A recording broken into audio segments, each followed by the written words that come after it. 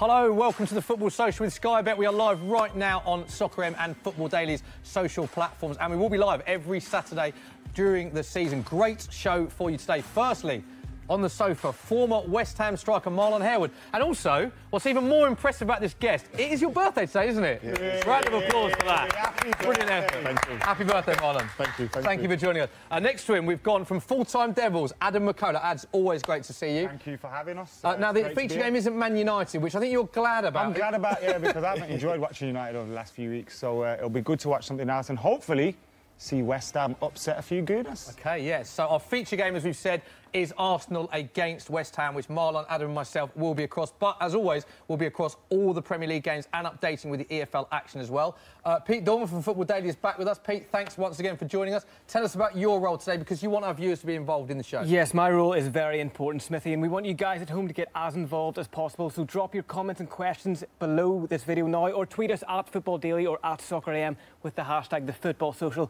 I'll pick them up and farm them out to the beautiful panel of guests we have today. It is First time I've been called that. Beautiful panel of guests. And there's no such thing as a bad question, is there? I'll take that. I mean, also look at this velvet number. Yeah, It is a lovely jumper, adds that. Colour It's coordinated. like Bob Curtains, remember? Yeah, back it in is, the yeah. days? You're definitely a Man U fan, haven't you? Oh, man. He's already started, Marlon. It's started already. Forget his birthday now. Let's move on. Michael McCubbin, who's got the best role of all of us. We've even spent all the budget on new armchair for you, because you are our armchair Swivels fan. and everything. Multitasking, Yeah. watching all the other games. Tell us what games you're watching, Mike. Yeah, I'm going to be watching Southampton, Leicester, Bournemouth, Everton, and the one we've all been waiting for, Huddersfield versus Cardiff, that crucial relegation six-pointer this early in the season. So, yeah, I'm going to be providing updates on all the goals, all the action, all the controversy, which hopefully is going to be taking place in those games as well, so stay tuned. I love the fact it's already a six-pointer, what we week 3 in the season. Already. Everyone seems really, like, not really excited by that game, but I think Huddersfield will be going into that thinking we can win this. Yeah. Cardiff the same. Cardiff haven't got any points. Yeah. It's going to be a good game. I think it'll be a good game. Could Yeah. surprise us. I think it'll be a good game. And we've got some great incentives through our mates at Sky Bet, so stay tuned to how you can get involved in that as well. Right, the team news is in. This is the Arsenal team. It is our pointless fixture, not being rude, but it is just a team that has no points against a team that has no points. Arsenal, checking goal. Bellerin, Mustafi, Socrates, Monreal. Guendouzi, who's impressed so far this season, with Xhaka sitting in front of the back four. Mkhitaryan, Ramsey and Iwobi in behind Aubameyang. One change for Arsenal. Mesut Ozil unwell, not even on the bench, so Aaron Ramsey replaces him. Alex Iwobi, who scored against Chelsea last weekend, interestingly makes his 100th appearance for the Gunners today. This is the West Ham team. I know Marlon Hale would be keen to look at the West Ham side. Fabianski against his former club in goal. Fredericks, Balbuena, Diop, Masuaku, Sanchez, Wiltshire, Jack Wiltshire. So much to talk about with Jack Wiltshire going up against his former club, of course. Snodgrass, Anderson and Antonio in behind Arnautovic. So that is Manuel Pellegrini making 4 changes from the side that lost at home to Bournemouth. Fredericks, Jupe, Sanchez and Antonio replacing Zabaleta, Ogbonna, Noble and Hernandez. So a lot of changes for West Ham, Marlon. Got to go to you, former West Ham player yourself. What do you think of West Ham this season? Because a lot of money was spent going into it. A lot of West Ham fans very confident going into the season, but it hasn't gone to plan so far. Yeah, it's one of them, really. Beginning of the season, the first game of the season, it's like a 50-50 game because they haven't really had time to bond. Yeah. You've brought so many new players, top players in, so it's going to take time. But obviously, this day and age in football, no one's got time to do anything, really. So I think today is going to be a very, very important game for both managers and both teams. Yeah. As Man United fan, obviously Arsenal rivals for Man United for many years. Do you look at them now? What do you make of this Arsenal side? Do you think they've got promise with Emery, or is it going to take them a bit of time for him to implement what he wants to do? I still think the squad that Wenger left isn't great, really. I think going forward they've got very good potential, but I think Arsenal have always had that. It's defensively where they need to shore up, and I think when you look at their back line, you look at the signings that they've brought in, I don't think the signings are that good.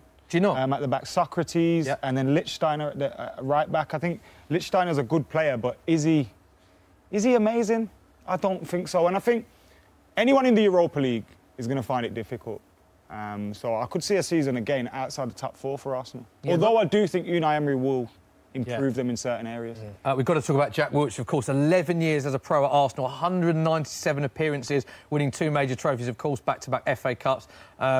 West Ham now, the team he supported as a kid. How big a signing is that for West Ham, Marlon? Because he is someone that splits opinion, isn't he, Jack? Yeah, definitely. It's a big signing for West Ham.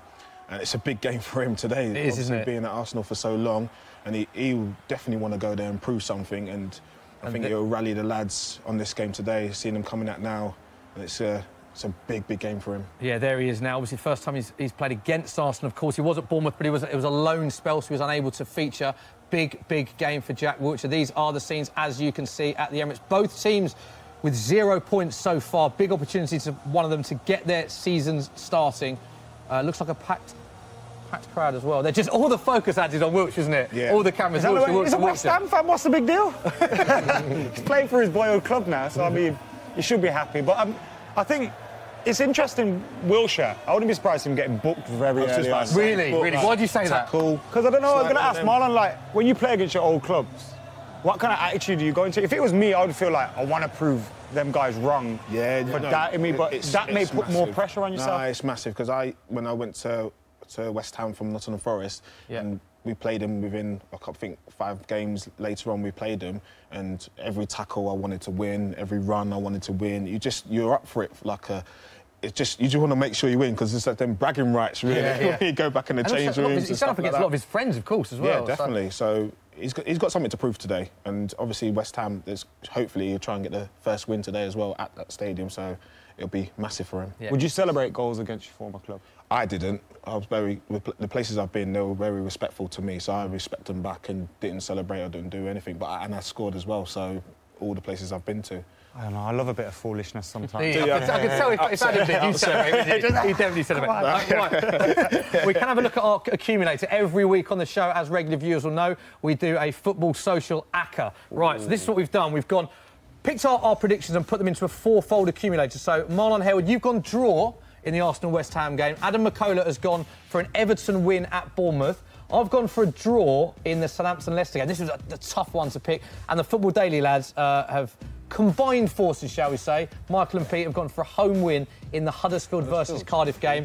And you can get odds. We put them into accumulator. You can get odds through Sky Bet of 92 to 1 for that. Don't forget, you must be 18 plus. Full terms and conditions apply. For more details, go to skybet.com.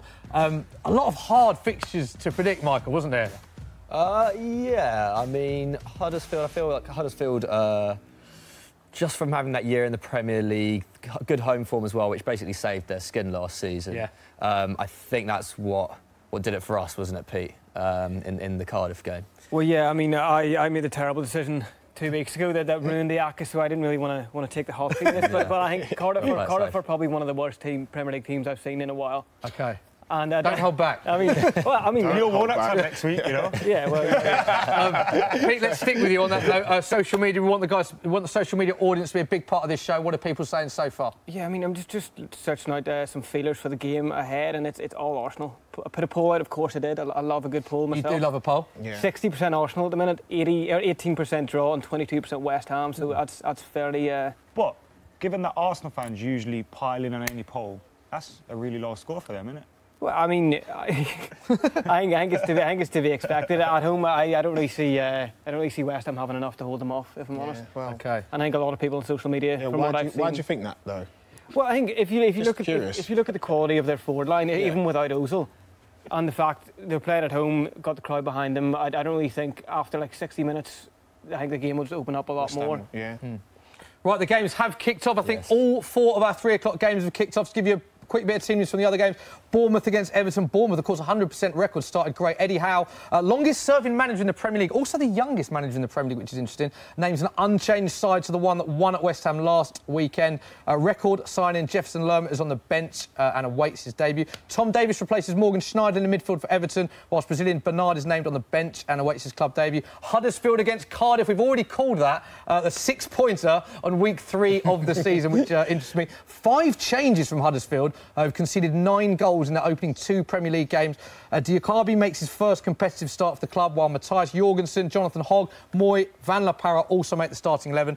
For Cardiff, Neil Warnock makes 1 change. Mendes laying in for Junior Hoylett. Southampton against Leicester is our last game. Mark Hughes, a lot of changes being made, which is very interesting. 4 changes again from the side that lost to Everton last week. Yannick Vestergaard recovers from illness to start and joins Højbjerg, El Nuisi and Shane Long, who is 2 goals short of 50 Premier League career goals. And 3 changes for Leicester. Of course, Jamie Vardy serving the first of his 3-game suspension, replaced by Kelechi Iheanacho, whilst Daniel Amasi and Wes Morgan also start in place of Mark Albrighton and Johnny Evans. You're interested to see a lot of changes being made to a lot of teams. A lot of changes. Are you surprised with that? Very surprised, because back then when I was playing, we loved to play. And if you're not on that pitch, it's just like upset, but everyone seems to be happy with it. And it's not happy with it, but there seemed to be like loads of rotation and making fresh players going into games. Like it's just like West Ham, they've made how many 4 changes today from the last week.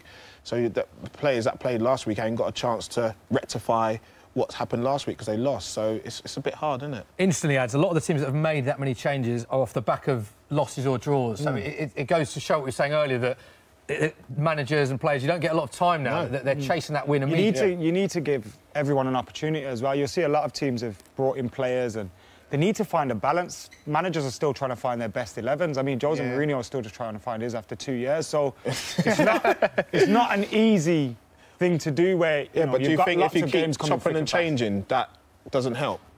I agree in that sense. If you keep chopping and changing, it doesn't help. Yeah, because as a striker, there's players that need opportunities. Yeah. In a striker position, you can't really, to just get the feel of things and get to playing. But if you're playing one game and then judged on that, it is hard.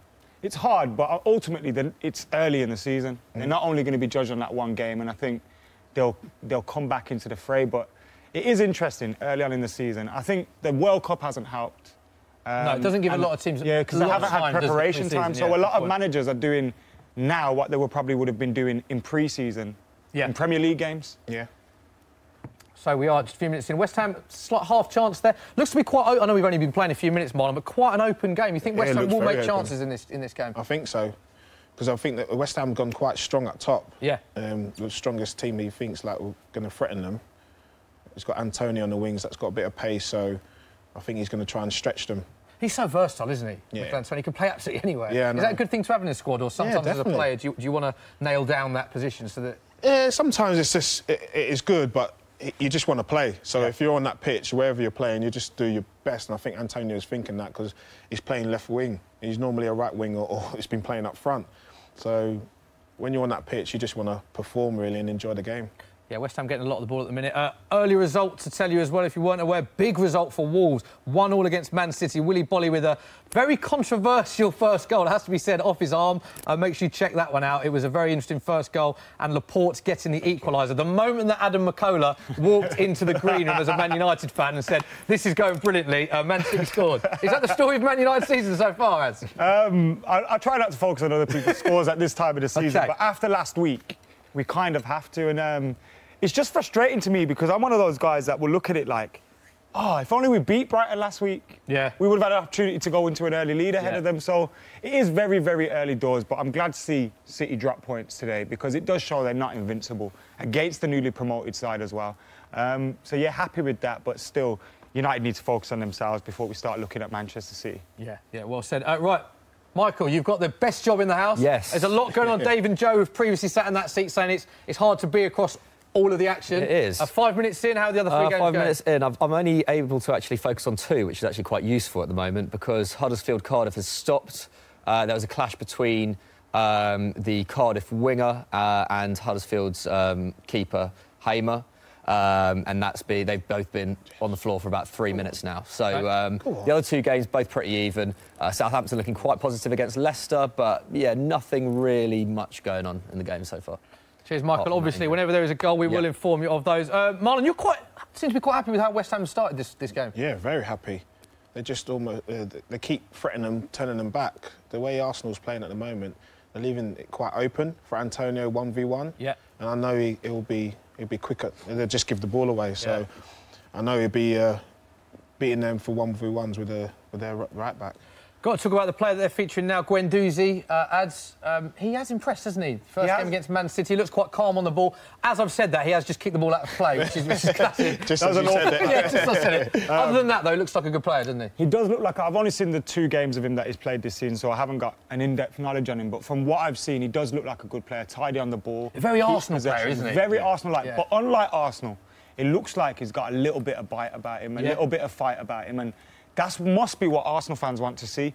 Because big for too long, They're on the they back haven't now. had that in the midfield, and now they're breaking again. They're getting a lot of joy down this left side, West Ham. Mikel Antonio, so much space. You need a good Antonio's ball in the now. box. Good ball, come on.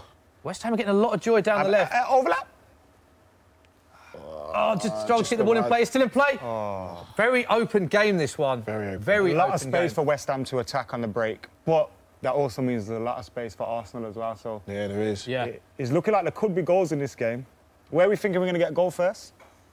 Oh, good call. I like that question. Where Sorry, we I'm not I supposed to like answer the that question. questions, Where am we I? think we're going to get a goal? I'm actually thinking This is Huddersfield. taking your job. I think we could get one early in the our feature game, Arsenal-West Ham, with how open it is. West Ham look like they've started the game very well. Well, interesting West Ham. People were saying, obviously, they've started poorly this season, but they made a poor start last season as well, losing their opening 3 Premier League matches. What would you put that down to? Is that just a sort of freakish stat? Or... Yeah, It's not great, is it? No, I think it's just the first couple of seasons that they've been trying to find their feet, obviously going into the new stadium, getting new players, yet again, a new manager, trying to find their feet again. And then it's hard, really, because I'm West Ham at heart a lot, because I've had a really good time there, and the fans and... Fans loved you, didn't they? Yeah, the club, it's just an amazing club. Obviously, you don't see what's like it. The staff are amazing, everyone's just amazing. It's really good. And so people there, they want to do so well. Yeah. And then and you're bringing new players in, new manager, you've got time to bond and things. Yet again, we're talking about that time, but people ain't got time. So it's just been hard for them, for all round. And then hopefully now they're going to go on to this season and start from today, really. They signed a different calibre of player, I think, as well. Yeah. Somewhere. I think when you look at the likes of Felipe Anderson, he was linked with Manchester United an awful lot. I know there's probably always links there, but he was linked with a lot of, with all due respect, bigger clubs and clubs that are in Europe. So when you look at the players they are signing, they kept hold of Arnautovic, got Hernandez, they have got goals in the team. So if they get it right behind them, and I think in that midfield, for me, I know he's loved by their fans, but Noble just isn't good enough. So I think if they get past that thing where we have to play Noble, especially now you've got Wilshere in the midfield, someone that will bring that bite anyway, I think they'll be OK. Yeah, I disagree. No, do you think Noble's good enough? I watch Nobes quite a bit, because I'm an ambassador for West Ham, so I go to majority of all the home games. And what he does, I think because he's captain, I think he feels like he has to do a lot. So, like, obviously, being in front of the back 4, then he feels like he has to... He wants to do everything instead of just sticking to one position. And if he stuck to one position, then I think he'll be good. And then it's just trying to find his feet in the West Ham team, because him and Wilshere are both similar players. I was just about to ask you that. They are similar players. How do they find a system to... This is what I mean. Both? So do they it's both just start for you? Is it one or the other? Obviously not making a decision, but I think it's just one or the other, because they're both doing the same sort of job, and it's a bit hard. I think it allows, because they've been playing Wilshere in the 10 as well. I think if you get Felipe Anderson in the 10 and maybe bring Wilshere a bit deeper, then that would possibly help. But again, like, teams at this stage of the season are just trying to find that balance. Yeah, exactly. And that's probably why, as we mentioned earlier, we've seen so many changes in the team. It does take time. We spoke about Wilshere there. We've got to talk about the comments in the week. Manuel Pellegrini saying, a very interesting quote this, that again split opinion on social media. Juventus played with one holding midfielder, he said. It was Pirlo. And Pirlo is the same as Jack Wilshere. That's a quote. Wow. He has the same characteristics. Adam, we'll go to you first, because your reaction was quite strong. That's a direct quote. Pirlo is the same as Jack Wilshere. What are your thoughts on that? Oh, man. I know you're a West Ham ambassador, but you probably should have sat next to me today. Oh, no, it's good. I just think... Can you understand where he's coming from? I think it's good. Jack Wilshere, for me, I think Paul Scholes said it best a couple of years ago, where he said he's still that player that broke through at Arsenal. Yeah. Like, he has never really improved. And I think... he wasn't helped by the managership and the leadership at Arsenal. There was never really any demands. Everyone was settled there. Everyone was comfortable picking up their wage. There was no pressure on them to get trophies and to win things. And I think I agree he with has you there. become a victim Definitely. of that, because he has never progressed as a player. But I think he's got a chance now. He does, yeah. He's not got that around him anymore. It's like a new start. So he has to prove his worth, if you get what I mean. And it's his boyhood club, so now it's a fighting different for his heart situation as well. Yeah, so it's a whole different situation. What's so great about the Wilshere thing, though, again, the opinions are so varied, aren't they, from football fans alike, and it's I think it's because he was so talented, and he just failed to live up. Chance for Arsenal! Oh, what a save! Yes, it's 1-0 Is it offside? Offside, yes. Wow. First moment. Happy birthday, Marlon. It's offside, it's offside. Yeah, I know, that's what I mean. Talk us through this, Marlon. Thank God for that. I was just listening to you talk about Wilshere, and then all of a sudden they were on the break. And then Wilshere, I think he feels like he has to do a lot. And then all of a sudden he has to prove his worth, if you get what I mean. And I think it's just one or the other. Because the both doing the same sort of job, and it's a bit hard. I think it's because he's so... he was so talented, and he just failed to live up. Is it offside? Offside, yes. good challenge in there. It's a good Bellerin down challenge. the right, good cross in. Oh, it's clear it there.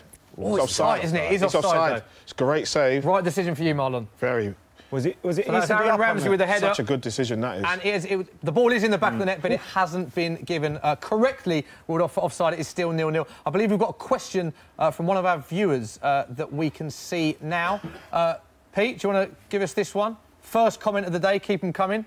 Sorry, where is this coming? It's on the screen. Who do you think are going to be better this season, Manchester United or Liverpool?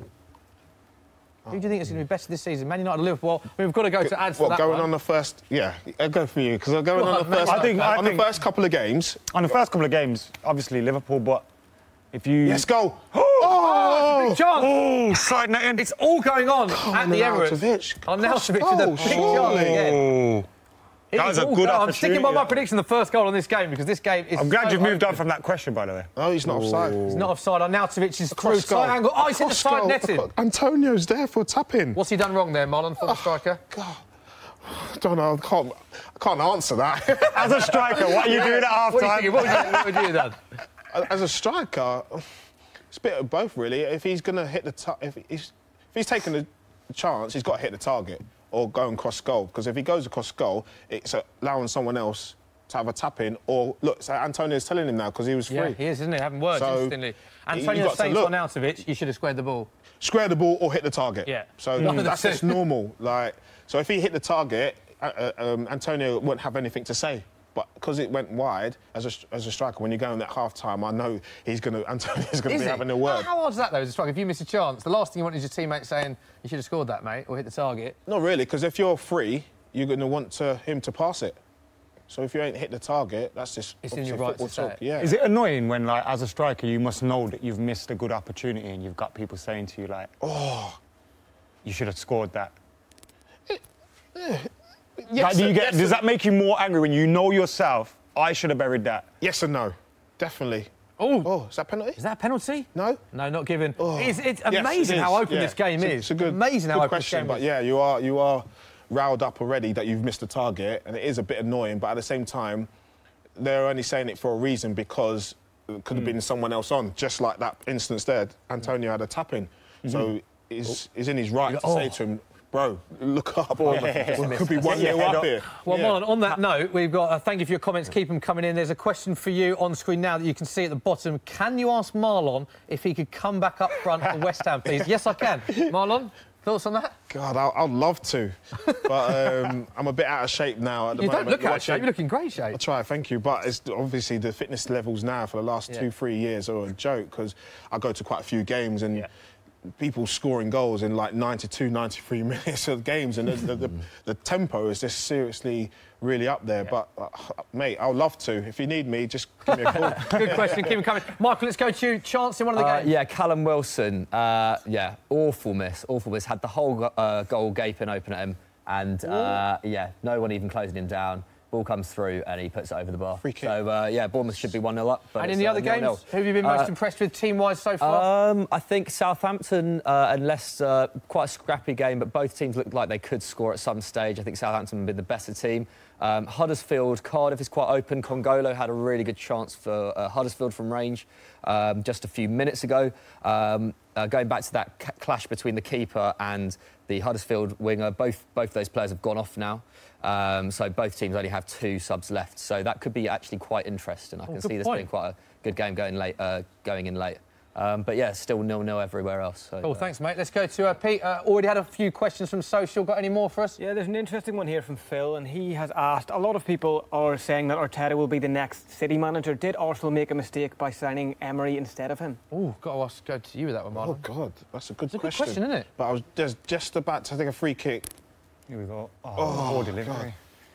I love how Marlon is. You're still West Ham through and through, aren't you? Still West Ham through and through. I love that. I just want them to do well. Yeah. I always want them to do well. Sorry, what And was it the gives you question? more time to think of the answer to the question as well. Yeah, it does. Yeah, so should Arsenal have signed Arteta as their manager instead of Emery?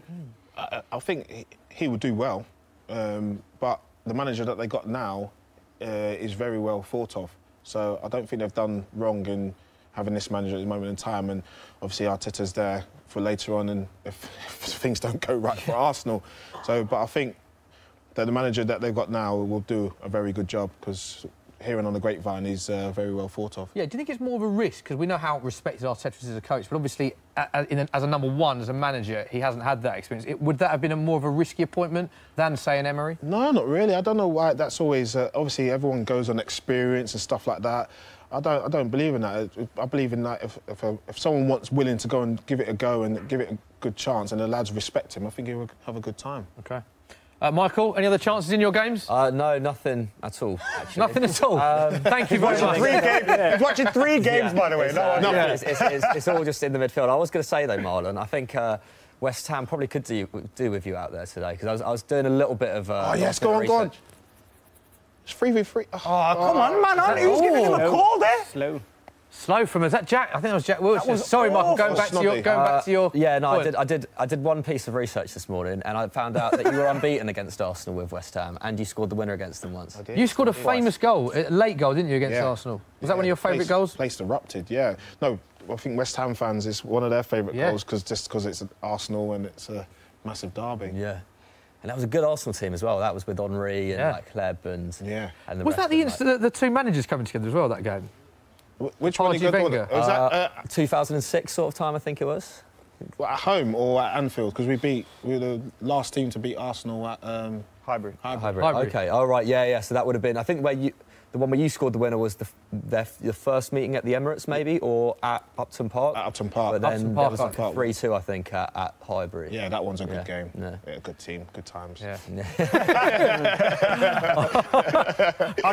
That's like one of the feelings, like as a kid, you just want to experience. Yeah. Like, score, because one of my friends plays for Swansea, and he scored his first professional goal of a week, and like. Yeah. That's something that everyone dreams about. It's like I remember thinking he's made it now. Yeah, Just that feeling. And you can't take that moment away. Whatever happens now, you've got that moment. And you've had it for your club. Like I'd probably cry if I scored for United or something. Like I wouldn't know what to do with myself. It is a good feeling. It is a good feeling. Sign me up, Jose. Especially when you score quite a few. I like that. On that note, Marlon, favourite ever goal you scored? Is there one that stands out for you? Yeah, just the FA Cup semi-final. Yeah. Not just that, just how well we did that season, and I helped them to get to a cup final. Which you were unlucky not to win that cup final, weren't you, as well? Was that one against Liverpool? Yeah. Konchesky's goal. I remember that cross-shot goal thing. Yeah. And I think Gerrard since then has said he only shot from distance because he had cramp, and usually if he hadn't had, he wouldn't have done it. No, it's super G, isn't it? Yeah. Anyone else normally would just get the ball and put it wide. Yeah. The ball was bouncing coming towards him. It just gives me nightmares sometimes every time I think about it. Sorry to bring that up again, though, in that case. Any more questions? Some good questions so far, Pete. Keep them coming in the comment section below. Any more for us? Yeah, I've got an interesting one from Jake here, and he says, if Arsenal lose today, they are already out of the top 4 race. Oh. Were they ever in it? Well, I mean, you have to give them some respect in that they are. You should throw the question back to him. Yeah. Europa League is... Does he think they're going to be top 4? You should ask him the question. I think he obviously thinks they are. The crux of the argument here is that there'll be 3 games, 3 losses. Yeah. You know, that's with 35 games left this season, that's huge. Yeah. You know, you've already lost 3 games. If you look at what City last year, granted it was a freak season, they lost 2 games. Yeah. Here we go, West Ham. I know what you're saying, the points difference is a lot to catch up. Like, West Ham on the attack again. Chance for West Ham. Arsenal look very shaky at the back at the minute. It's quite an open game, and West Ham getting a lot of the ball. They're down the right this time, getting a lot of joy down the left. Down the right, the ball's whipped in. Chance! Arnautovic! God! Oh my God! You've got to get your head on that. Arsenal clear. The ball is in Peter Cech's hand. He clears it down the other end. Today, if they carry on doing this. Are West Ham going to rue some of these missed chances, Marlon, do you think? Yes. I think they are. It's a free kick. And the referee... Take that. Looks like again, it's been indicative of Arsenal all season so far that they've had a really shaky defence. You know, they haven't looked in control when at the back. Yeah. Since they scored that disallowed goal as well, West Ham have reacted well because they haven't allowed Arsenal to build any momentum or pressure from that goal. You know, when you're in the crowd and you get a disallowed goal, you kind of think, right, there's a goal coming now. Yeah. And they haven't allowed them to feel like that, and it's looked like West Ham would get the goal. Yeah, you can see some of the odds on your screen now. Arsenal to win 3-1 is at 10-1 with Sky Bet. Again, you have to be 18 plus, full terms and conditions apply. We're 20 minutes in to all of our games. Haven't got a goal yet in any of our 3 o'clocks. Michael McCubbin watching the other 3 games. Yes. Any other chances to report? Southampton had a good chance, well saved by Schmeichel. Apart from that, not too much going on. Huddersfield and Cardiff continues to be a very physical clash, but no real big chances. So yeah, it's not looking not looking very inspiring at the moment. But OK, long as you're enjoying it, that is the main thing. Keeping across all the games, which is good as well. There are some Saturdays when we have even more than 4, 3 o'clock, so that'll be even more interesting. I mean, any more questions from socials or any polls that you've put out, Pete? I actually haven't put a poll out. You haven't put a poll out yet? What's wrong with you? I'm slacking here, but one from Lola. She has asked favourites to get promoted to the Premier League this season. Ooh, Villa. Yeah. Villa and Brucey, I think. I think Leeds are a strong. I mean, Leeds would be Bielsa. Fantastic manager. But Bielsa, I think Leeds might suffer burnout.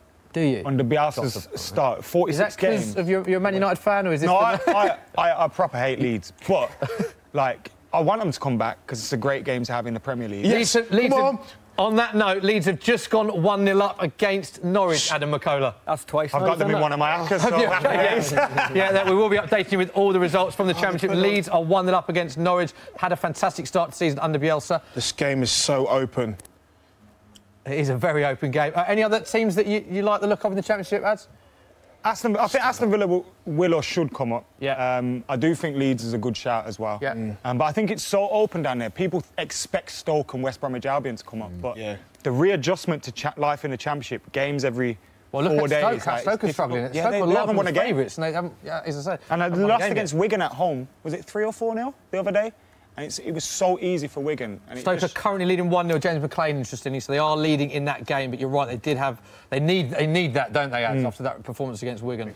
Would have been a lot of pressure on their manager as well. He was just come in. Yeah. He was getting booed and all sorts of things. Yeah. I think Middlesbrough and Nottingham Forest got a great chance of getting promoted. Yeah, Nottingham Forest is a good shout. Yeah, they've done really well. It's a tough league. I always think the Championship, whenever you have an accumulator, it's the one league that can throw it out, can't it? Because they're so hard to predict results in the Championship. There's always good money in it, though. But, yeah, like you say, there's always something that will just go awry. Marlon, as we were chatting, there was a few chances. Tell us what happened in our feature game. Another half chance for West Ham, was there? Yeah, another half chance. Anatovic going through, which is almost chance. And then, as it broke down, Arsenal was on the break. Played. Yeah, it's very incredibly open. Still 0-0 though. So much Still space in behind Bellerin. I know there's so much. There is a lot of space there, isn't there?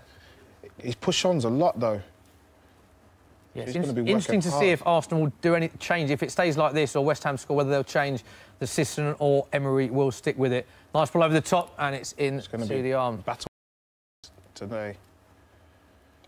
So, 0-0. Michael, anything going on in the other games? Nothing else to report? Really, to be honest, I'd like to be watching Arsenal-West Ham because, clearly the most entertaining one. Richarlison is down at the moment, which is a bit of a worry for Everton, but I think he's going to be all right. Not good. Yeah, just a clash there. Yeah, he just fell badly on his back, actually. So a little bit of a worry there. But, hopefully he's all right because he's had a great start to the season. Is it serious injury or is it... He's on the ground at the moment. They're having a look at him. He doesn't look in too much pain. Looks like, you know, when you land on your bum bone. Yeah. A bit of a stinger. And it hurts a little bit. Yeah. Right. Looks like one of them ones. Oh, yeah, it was right on that bone. Well, there's an interesting question here as well from Adam, and he's asked, will Richarlison score 20-plus goals this season? It's interesting, following on from Richarlison's quotes this week. He's obviously very confident. He said he wants Everton to be back in the Champions League, to be top scorer in the league. Made some bold... What did I tell you? For West Ham, what did I tell you? Through the goal. What did I tell you? Yes.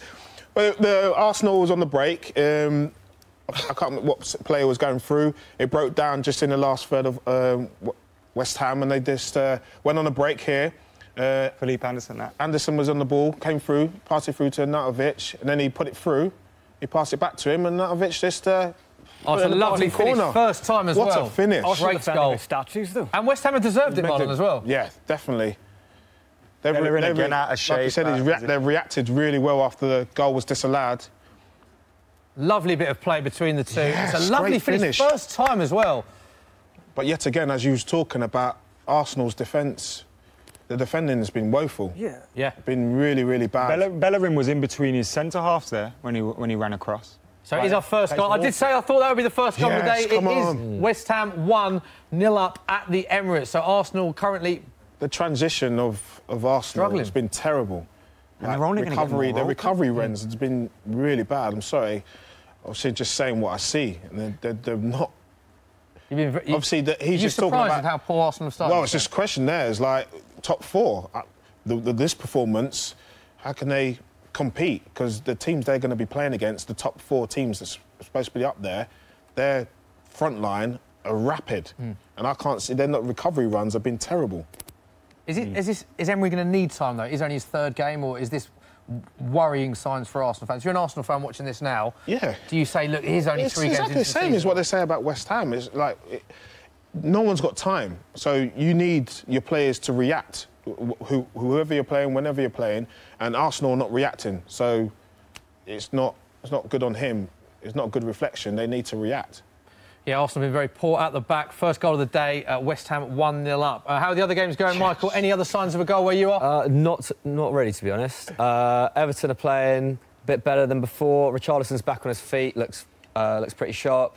And also big fan of the Everton 3rd kit, which I think they're premiering today. So, Talk us through it. Talk us through nice. the 3rd kit. It's just got. I was reading about it. I think there's some sort of significance to it with Everton's history, but I don't know what that is. And it's just got some quite nice kind of faded blue lines going in kind of different directions. I don't know. I quite like the kind of new Umbro style. You are a big fan of a wavy garment, though. I am, yes. As a man who owns a Lion T-shirt with the same on the front and the back. Yeah. I mean, bold move. Yeah, I did win Statwell's the champions with Come that on. one, so. That was fixed, by the way. Just chucking that in.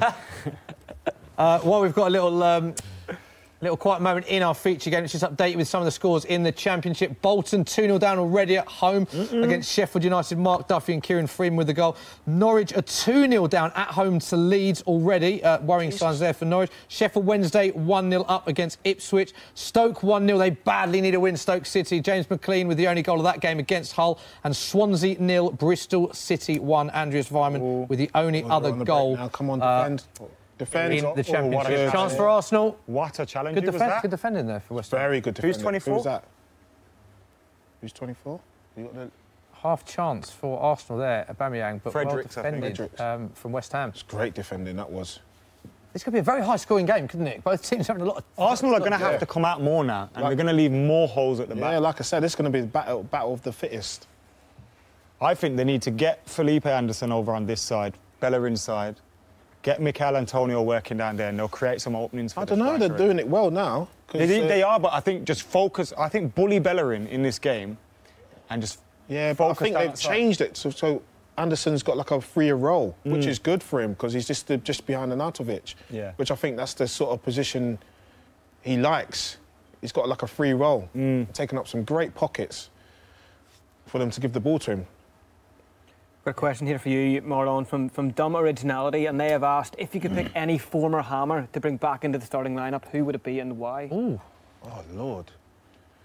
No disrespect to any West Ham player now. James Collins, Ginge. Really? Yeah, it's such a leader, good defender, and he's a good person in the dressing room. Good team. Chance for Arsenal, big chance for Arsenal. Sure, this is 1-0. It is 1-0. God. It's Nacho Monreal with the goal. So it's just going to be goals. Hopefully it stays 1-1 now, like a draw.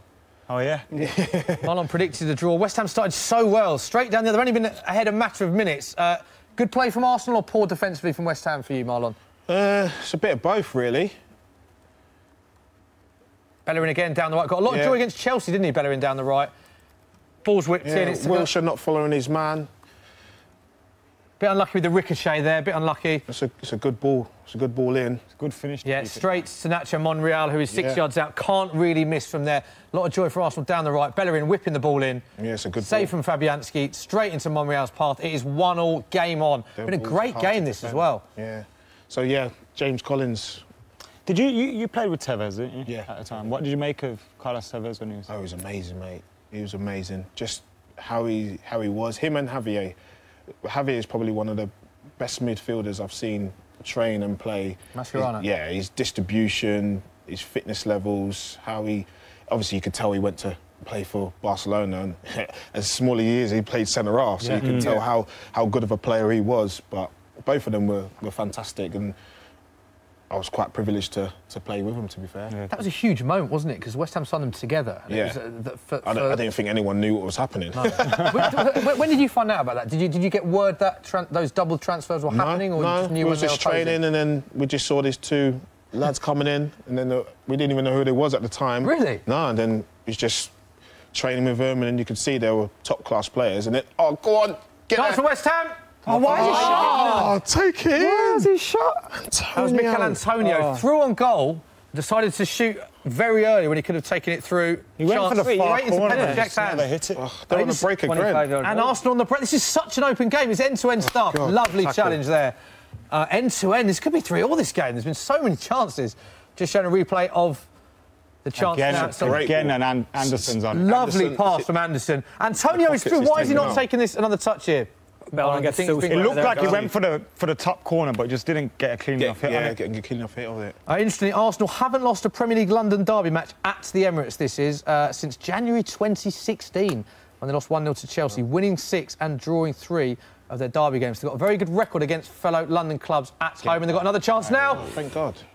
and it's been waved away. So, yeah, Carlos and Javier, they was top-class players. Because Carlos came to United after West Ham, won Did the really Champions well. League. He was part of probably the best attack I've ever seen when we had Ronaldo, Rooney, Tevez Yeah. just flying. Yeah. And yeah, he was something else. It was good to watch. Good to watch. Shame How what did he you did feel when after. he went to City? Good questions. At the time, because Manchester City were just coming up, weren't Yeah. they? So to me, Liverpool were always. If he went Liverpool, I would have properly hated him. But I think it was how he acted once he went there. Yeah. Like the R.I.P. Fergie stuff and Yeah. all that. I just didn't like it. And I was a huge fan of Berbatov. And when we had Berbatov and Tevez, Chance West Ham. Oh, there chance seemed again. there seemed to be a little clash amongst United fans who should stay. And I was Berbatov all the way. So I do think he's a great player, though. That was a good chance. Remarkably, it's still only 1-all in this game. There's been so many chances. Antonio again with another chance. Sloppy defensively again from Arsenal. Oh, unlucky. Anderson is picking And it was passes. Antonio to Anderson, a great block. Anderson's looked lively, hasn't he? I He know. started the game very well. He's sort of found his position, like I said, just behind the front player. But Monreal with the goal. Interestingly, the last time Monreal scored was in April at home in a 4-1 home win against West Ham, Marlon. So the stats don't bode well No, don't. when Nacho Monreal scores against West Ham. And I can't see that happening. No. The game's so open. I could see another 4 goals, though, for either team, the way the match is going. Arsenal on the attack now. Mkhitaryan on the ball. Oh, tried it. Arsenal seem to be playing with like a front four. Yeah. Yeah, great game. It does remain 1-all. Arsenal to win 2-1. Instantly is at 5-1 now with Sky Bet, as you can see on the screen. Must be 18 plus, and full terms and conditions apply. Keep your comments in. Having some great comments on our social media. Pete, any more? Yeah, there's a question from Brew versus Brew, and where he has asked, where do you think West Ham will finish in the league this season? I think they'll finish in top 10, the top half of the table, because they've got far too much to be down below there, and I think they're just finding their feet. And after they're playing today, obviously they look very good going forward, and I think it's just the defensive area that they need to strengthen. And I think once they do that and get the understanding of everybody, I think they'll be all right. They've got a lot of options going forward now, haven't they? But Yeah, you're it's just right in saying the defence is where they need to sort of improve. Joint worst defence in the Premier League last It's season the Diopta with talent. Stoke. Yeah. So But that's an area they've got to address. That's 68 again goals. Yeah, that's yet again what you're saying about changing players. Yeah. You don't. I think when it comes to defence, you need to have an understanding with each other and play week in, week out to learn each other, where you're being and your strengths and your weaknesses, so you can look after each other. And I think that's a prime example, like the changes that he's already made. So I think you need to, me personally, keep your back four together and try and work with them. Yeah. Good questions coming in today. Keep them coming. Any more for us, Pete? How are Arsenal fans reacting to the start in this game? Well, again, they're just positive that they've got back on the board. They've got a goal back. I think it wasn't the ideal start for them. They were definitely on the back foot for the first part of the game, but I think they played themselves into the game. Have they gone from Emery out to Emery in? in the first half? It seems to change every 10 minutes. In, out, take it all about. But Michael McCubbin, sorry to say, we're only watching one game. We've already seen 2 goals. You're watching 3 games. I've drawn the Nothing. short straw here, I really have. Give us some information. What's been going on? Leicester on the attack at the moment. I've been focusing mainly on Leicester-Southampton because Southampton have had a lot of the ball, but aren't really causing Leicester too many problems. They're pretty solid in the box. Redmond's their kind of main outlet on the left. But I think they need to be getting the ball to Danny Ings a bit earlier because Danny Ings showed kind of quite early on that he's not just a goal scorer for Southampton. He can actually provide a bit of creativity for them in the first couple of games. But at the moment, he's being a bit silenced by Wilfred Ndidi on the edge of the area. So, yeah, I think Southampton been pretty promising, actually. But, Chance for Arsenal. Save. Time. Relax. Well done. What a ball. That deflection there nearly took it in. Good pass, though. It was at Bellerin. Yeah. Certainly getting value for money for the Emirates today is end-to-end stuff. And West Ham. Oh my! I mean, it's an Anderson's got some unbelievable clear at the end there. because What a break, though, this could be. Yes, Oh, it's getting in. through! chance for Arnautovic is in here. He has to score. He has to score. Oh! Yes! He's offside. Oh, he's offside. Oh. That's criminal if he's He's offside. not There's not much offside. going on. No, This is a big no chance for West way. Ham. Let's have another look at this. He's No, it's not He is offside. offside. He is offside. At He the is Emirates, offside. Yeah? Arnautovic. Look at the line. Look at the line in the pitch. out. Look at the line in the This is a big decision I at don't the minute. know. Arnautovic one-on-one. Great save. Finds the back of the net. Keeper makes a save, but it creeps into the back of the net. West Ham 2-1, but the goal has been disallowed for offside. Here you go. Adam, Here, look. you think that's the right Look at the line decision? in the pitch. The defenders are. Oh, it's very close. It's very isn't it? close, but I think the line in the That's pitch just tight. tells you it is very tight. You don't agree, Marlon? No, You I think goal? don't. That's tight. Run of play there. That is tight. It is very How tight. he's going to make that decision? So we've seen 2 goals and 2 goals disallowed That's as well. tight. I think you know that his front foot. Yeah, Look at his it's front his foot. foot. Yeah, but it's just how is Very the close. linesman on this side or the other side? If he's on this side, definitely He's on the, give it. He's on the Is he far on- side. He's on the far side. The linesman's on the far side. Far side. That's a hard decision. It is, yeah. He's not offside. So if he's- he's on but this the side, thing is So in his line of vision, he's seen the defender If he's first on this before side- strikers. No, Look. that's the manager, that is. Oh, it's very close. It's completely split. Adam thinks offside. to a Marlon pole. thinks no. There we go. It was a great break, though. It was a great And it break. all started from that Felipe Anderson dodge, nervy ball over the top of the defence. It all and started they with the got ball, out. which a lot of people criticised because it was a cross-field ball in his own box, but it reached the player, ended up being a fantastic pass. One-on-one with the keeper, Arnautovic, slots the ball into the back of the net. Czech gets a hand to it, but it does find the back of the net. It's disallowed. It's still 1-1. That's not 2 offside. goals disallowed in that game. it's not offside. You remember the rules have changed so much. I remember Van Nistelrooy used to be air. He used to Yeah. be so much. Like, Yeah. How, as a striker, did you always have to read up like, what the hell am I doing this season? On the offside. On the rules, you mean? Yeah, because they changed so much. So those those rules. offside rules. Yeah. Oh, go on, Antonio. He's on again. Antonio with the chance. Oh, no. Oh, unlucky. Who have you been most impressed with for West Ham, Marlon, so far? send it off. Anderson. He's really found his position. Sorry to disturb you. We've got a red card in one of our card other at games. Bournemouth. Michael, something to I'm talk not about. quite sure. I think it might actually be A penalty. Richarlison. No, Is it a penalty? I'm not. No, the someone's been decision shown has red. gone to Everton, I think. There's Here we definitely go. been a red card Yeah. in the Bournemouth game. I think they're just trying to discuss whether it was. Oh, Any- Richarlison. Is it Richarlison, Michael? Richarlison's He's in my gone. fancy What are you team. seeing the replay now? Talk us through it. Oh, look, here we go. It's a headbutt. I think it might be a headbutt. Do you lose points for Yeah. that? You get double go. whatever, like, because he's my captain as well. That means it's Yeah. like. Richarlison's lost his head, and whichever Bournemouth player he's said to have headbutted, I think made the most of it. But Is it let's straight see that red? again. Is it a straight red? It's a straight Yeah. red. Straight red for violent conduct. It looks like. I want to So- see that again. Yeah. Headbutt right there. He's Not sure who absolutely it's on. lost his head. Yeah. And he could have lost Araka for us because I've gone with Everton. Have you? Yeah, Big so loss for Everton there. Everton are down to 10 and Richarlison Yeah. sent off. Had such a great start as well to his Can't really Everton complain career. with that. No, Can't really what did he? complain. It's a free kick. What did Very he stupid do? there from Richarlison. We're looking at it again. We're looking at it I again. reckon they had. It's on Adam Smith, isn't it? Yeah. Great name. But Arsenal won the break. No, they've both done that. not having it, Makola. They've both kind of. Do you think it's coming together? don't Well, know. A little. I think No, they've Richarlison- both pushed their head forward. What's that? Is that a free kick? But if you're going to send one off, you send the other off, surely. it looks like it's I don't- Richarlison and Adam Smith have I had don't it think coming Smith together. goes towards him. He so does look. Watch. Please, that's a free kick outside the box. We're looking at it now. See, they're both leaning their heads forward. It looks very soft, but the referee has given him a chance in a straight red. And then your man with the same name has started telling the ref, look like, come on. He started so well for Everton, of course. 3 goals has opened in 2 games after Fredin scoring his final 28 appearances for Watford. Very vocal in the week, saying he wants to be the top goal scorer, get Everton back into the Champions League. He's just been sent off before half-time. It's going to be a long game for Everton now. Bournemouth, of course, with a 100% record as well, winning their first 2 games. We'll be very excited going into the second half, going up against 10 men. And meanwhile, Marlon, there's been a few chances in our feature game as well. Yeah, I don't think it was a foul, but he's made a lot of it. It's a free kick just outside the box. They're on the break. He's on the floor now. I didn't look like I thought he didn't touch him, but obviously he did. He's rolling around. Wow. Questionable. He looks hurt.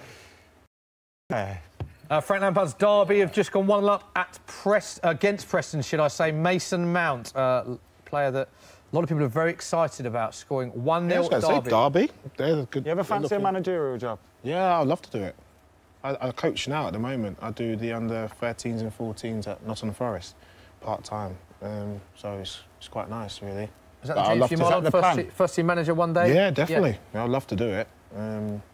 I love coaching and helping kids and stuff, so I used to do it when I was playing, you know, like talking to the young lads and helping them in the situations, but yeah, I'd love to do it one day.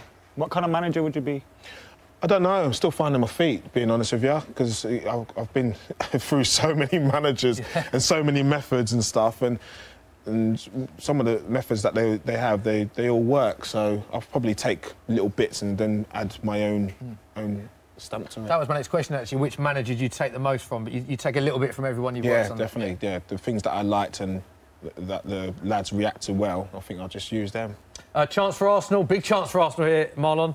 Edge of the box, nice angle. I think that is Monreal and Mkhitaryan over it, is it? Normally they're quite good. Big chance, straight at the wall, and it's well cleared from West Ham. Yep. Only a few minutes left in our feature game. Only a few minutes left in all of our games, actually. Pellegrini would be really frustrated if Arsenal go in 1-up, if they were to score before half-time. Really, yeah. Because I think West Ham have not bossed the game. Been the better team, though. They've been the better team. They've looked like scoring more. They've had a few more opportunities. If they get clinical... Another goal in the Championship to tell you about. Leeds 2-0 up now at Carrow Road.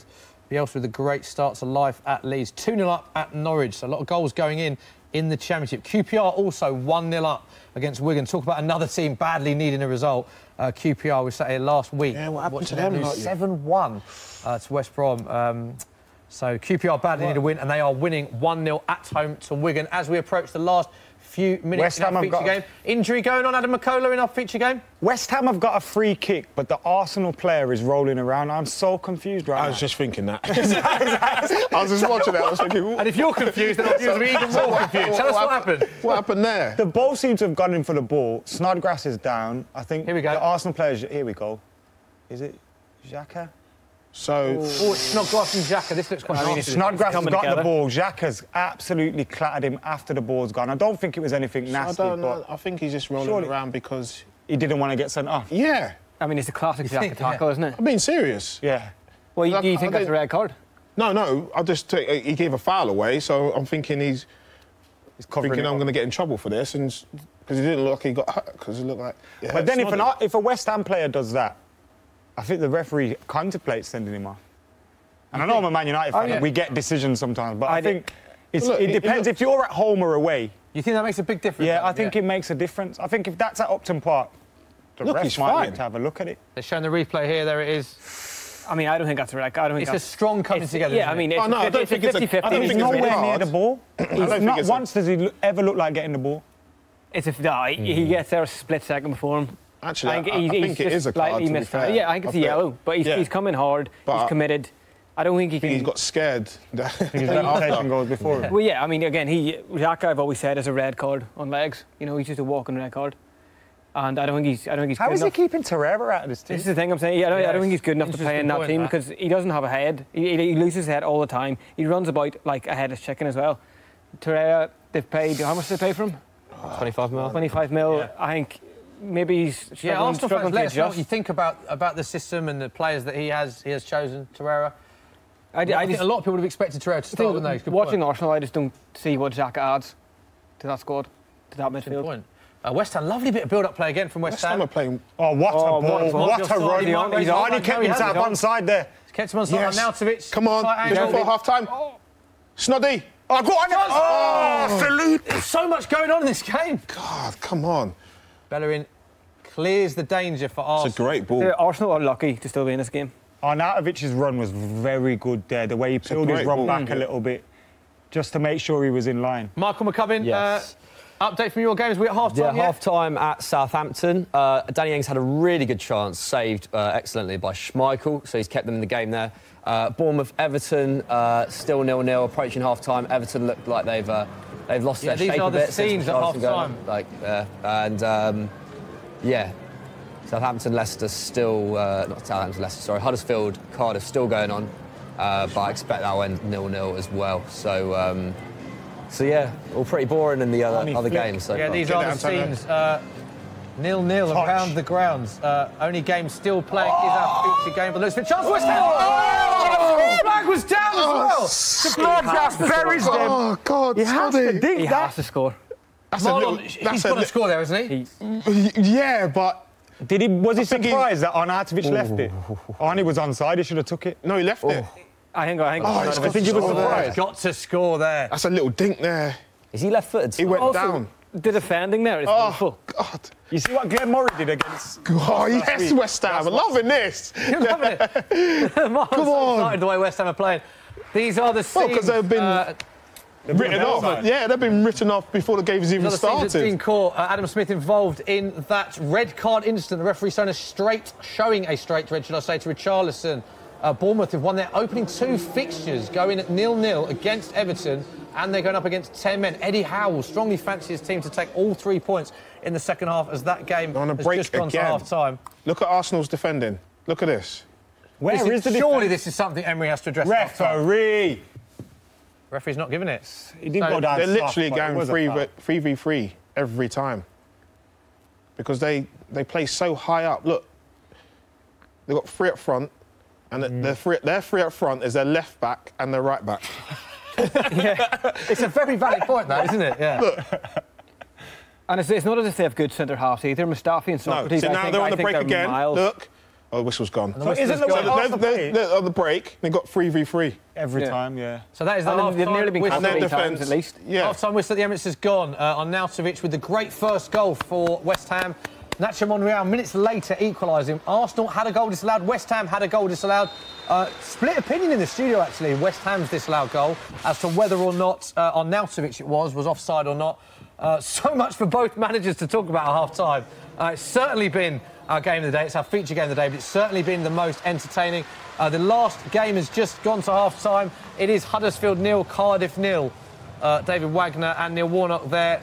There is Steve Mounier and Neil Warnock having a sip of water. 0-0. Not a lot to report from that game, Michael McCubbin, was Not there? a huge amount. I mean, I guess it's quite classic Warnock. Cardiff have been super physical away from home, and I think Huddersfield have just tried to match them, basically. And, yeah, they're both 1 man down as a result in terms of injuries. So, yeah, that could be interesting in the second half. We'll see if they still have that Pressure's fight on going into the Huddersfield last, there, though, because home games, yeah. especially against Cardiff, you have to get your 3 points. If you're not getting 3 points there, it's a bit of a worry, isn't it? Yeah, definitely so. So half-time in all of our 3 o'clock kickoffs. We can have a look at how our accumulator is getting on. This is what we predicted. Marlon said draw, Arsenal-West Ham. Marlon, that is going to plan. It is Arsenal 1, West Ham 1. Adam McCullough said away win for Everton. Now, that is draw. Thanks for Charlotte. But Everton are down to 10 men. I said draw in the Southampton-Leicester game, which is going to plan. That is still 0-0. And the Football Daily guys said home, Huddersfield-Cardiff, which is still on. That is 0-0. So odds of 92-1 before. What's the cash out on that? Adam is already looking to cash out. That is in Sky Bet, odds of 92-1 we got before kick-off. So yeah, doesn't look like our accumulator is going to come in. Interestingly, our accumulator's never come in so far. One thing I'm thinking is if the pressure's now on Bournemouth to deliver in that game against Everton. So if they're coming out, I think Everton could have some opportunities on the break. OK, speaking of a break, we can have a little break now. Earlier on in the week, I caught up with Watford's Craig Cathcart to talk about his dream 5-a-side team. Here's what he had to say.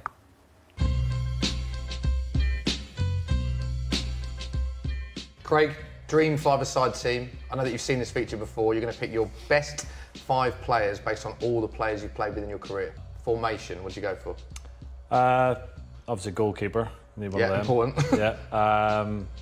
Probably 1 defender, 2 sort of attacking midfielders, strikers, and a striker. So first up. Or maybe 3 attacking, striker, midfielder kind of players. Are you still thinking about it now? Yeah, I'm just gonna wing it. Once it comes down to it, I'm just gonna pick one. You said to me off camera you've got quite a few players, about 7, yeah. And you're going to just wait until the moment I ask you a question and just go for it then. There's probably 3 who have decided on, and then the other 2 are like flair players that I haven't really made my mind up yet.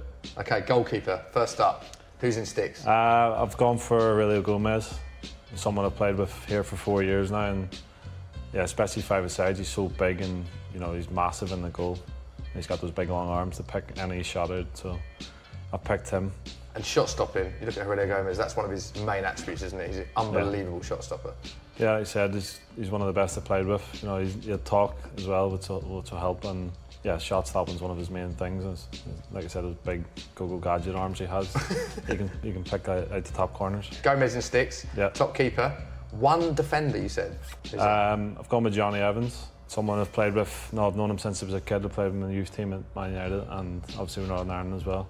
You mentioned United there. I looked at that squad that you guys were in, and was just incredible, the amount of names and certainly defenders. Do you look at that period of your life and think that was an amazing learning curve, or was it also quite tough because you're competing against some of the best centre-backs and defenders in Europe at the time? Yeah, just to be part of the club. I was speaking for him as well. We were United fans growing up. Our whole families were, and so it was pretty easy for us where we wanted to go. And yeah, the club at that time, were really successful, in Europe, and they won so many leagues. And obviously, Sir Alex Ferguson was a manager at the time as well. So just really, really good to be part of. And I think if you look at how many players have come through the system and still playing in the leagues as well, it just shows how good the academy's been there. Yeah, incredible squad. Okay, so your first 2 players are picked. Now, a bit of confusion with this formation going on now, so can you elaborate a little bit to what you said earlier? Is it 2 midfielders and a striker? No, it's going to be probably 3 flair players. 3 flair players? They can either play striker or attack midfield. Okay, first up, who'd you go for? Gary Taylor-Fletcher. Okay. Someone I played with at Blackpool. A lot of people that played with him, they won't be surprised that I picked him. He's one of the technically really good. He's probably some of the best feet that I've played with. In your career? You'd say one of the best technically you've ever played with? Yeah, just especially in five-a-side, you don't really realise it, but because he's quite a big guy as well, and he's so nimble-footed, and yeah, he was unbelievable in the five-side games. And you put a big part of Blackpool's success, because that was a successful team that you played in there, a big part down to himself. Yeah, absolutely. He was there when he got promoted originally. I obviously came in the year in the Premier League, and yeah, the whole time I was there, he was one of our main attacking players, and he had some threat because, like I said, he had a great feed. He eye for a pass and a goal as well. Okay, next up.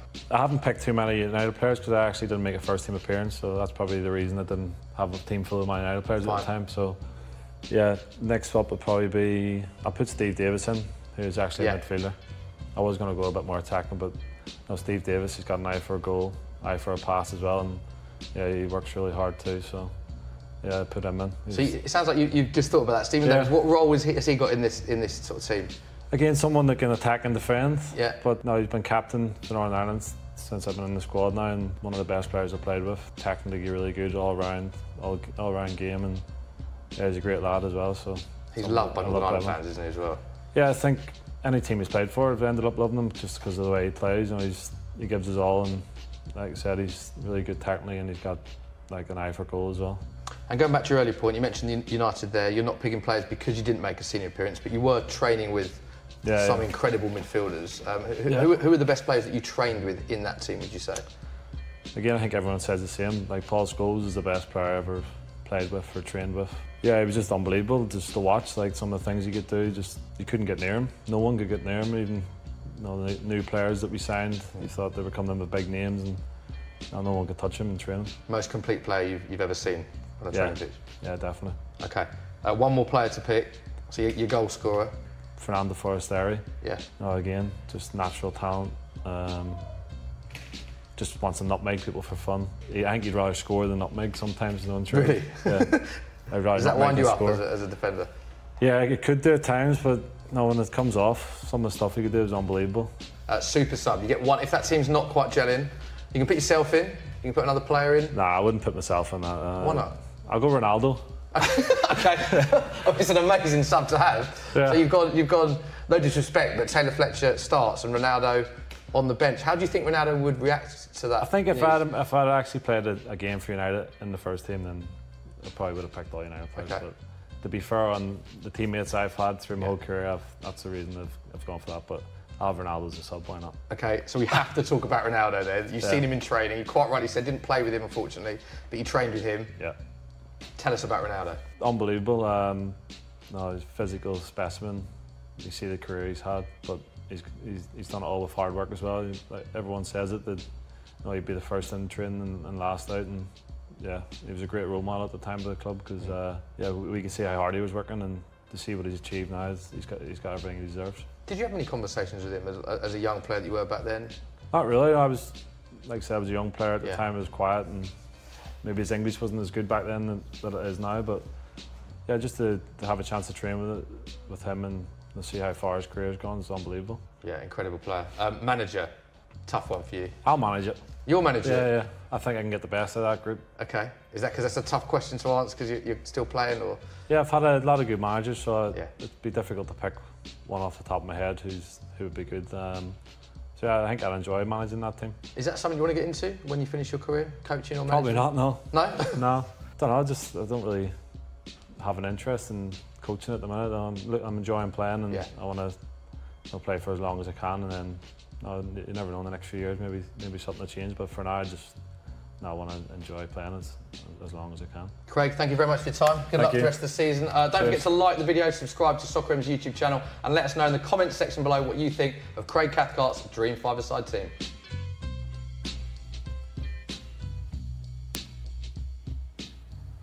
Yeah, cheers, Craig Cathcart, and to Watford for that. Got to go straight to Adam McCullough's United fan. Cristiano Ronaldo on the bench, unbelievable. Absolutely, he did quite rightly say, though, that Craig, he never played with him, so that is his reason. Once upon a time, I was so hyped over Craig Cathcart. Were you? Johnny Evans, and there's a video somewhere of me saying Johnny Evans should be United captain and all sorts. I thought Cathcart was a very talented player, but understandable from what he said.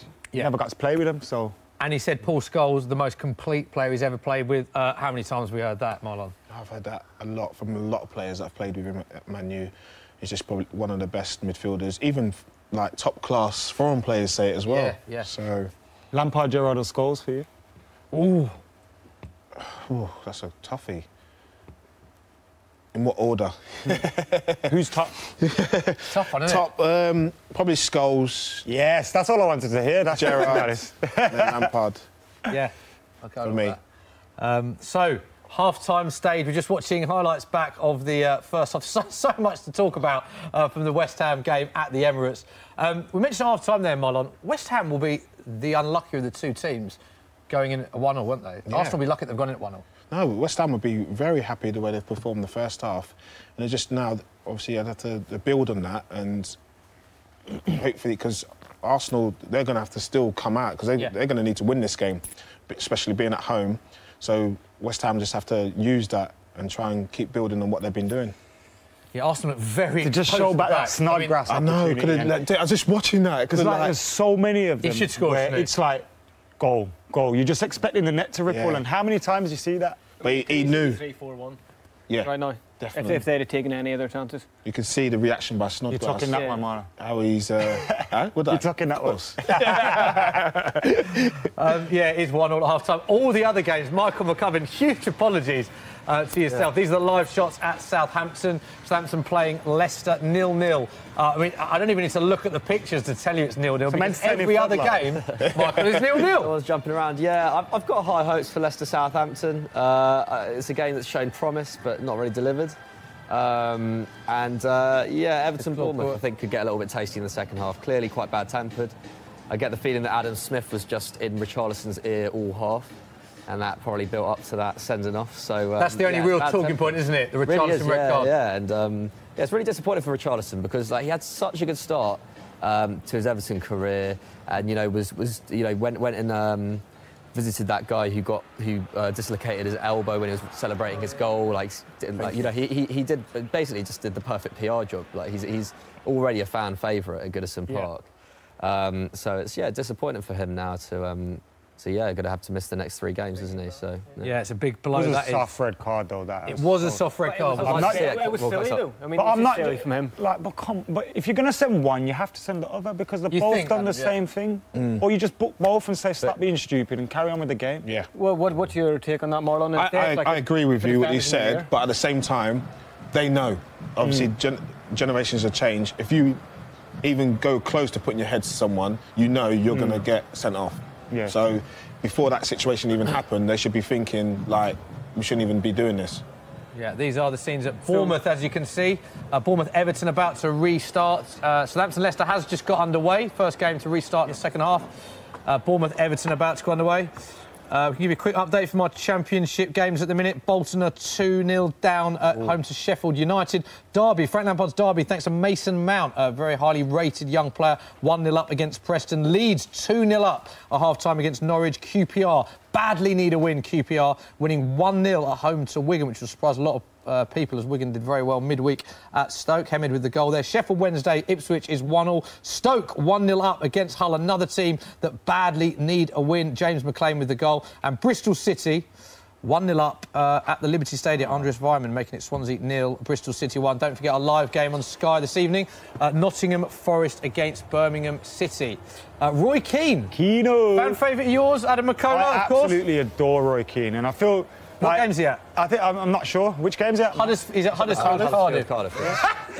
What did you laugh at that? Is it like, out of all the games, he's probably sat there so bored. But I mean, Roy Keane for me, like, he's one of my favourite players ever. And I think the class of '92 and that are great and stuff, and they get a lot of media attention. But he deserves a lot of attention as well. I think for the history that United have, no one sat with him. No one sat there. Love that. He was like that driving force behind it. He was, and I think he was Sir Alex Ferguson on the pitch. Yeah. And I think we needed Roy Keane. If we had a Roy Keane now, he was never... These are the live scenes at Arsenal on Nautovic with 1 goal. 2 to hit the back of the net twice, interestingly. 1 ruled off for offside, which was controversial, shall we say the least. 1-1 all gone on in that game, in our feature game. And I would be amazed if we don't see more goals in the second half. Definitely. Let me ask you a question, because of Arsenal. I was just watching the screen, and the Arsenal fans, what do you think they're thinking?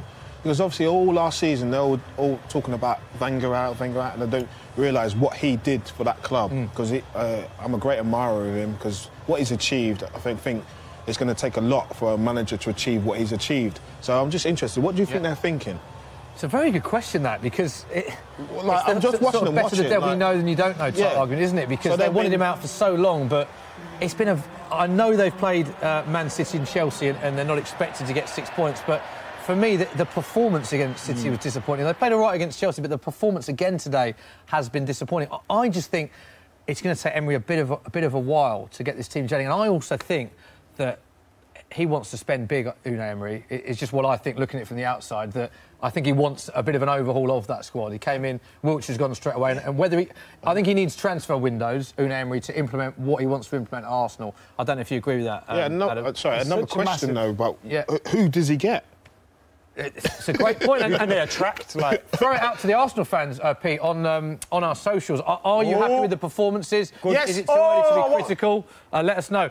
These are the scenes at Huddersfield. Our last game to be kicked off for the second half. Huddersfield Cardiff 0-0.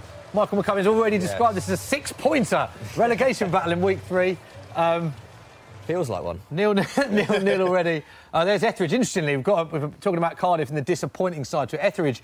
2 penalty saves in the first 2 games. So it's been a great start to his Premier League campaign. Anything to report, Michael, in your other 3 o'clock games? Nothing much. Iheanacho had a great mazy dribble into the box for Leicester. The first time Leicester have really looked like causing that Southampton defence some problems. But I can't think who got a last-minute challenge on him. I think it might have been Vestergaard. But yeah, Iheanacho looking quite bright at the start of the second half, which is good because they need him to be performing with Vardy out for 3 games. Yeah. And so far, his Leicester career hasn't been great. So, yeah, it's a big day for him, actually. 1 sub for Arsenal, importantly, Lacazette on for Iwobi. So you've got Lacazette and Aubameyang on for Arsenal, which just go back to... Adam and I were chatting in the green room before, Marlon, about Arsenal's, the front two, the system that they play. Do you think Arsenal's, as a former striker yourself, Lacazette and Aubameyang will play together this season, or do you think it'll be one or the other? I think it'd be one or the other. The way they're playing and the system they're playing, I think definitely one or the other, because they play so... What a save! Big save. Great save.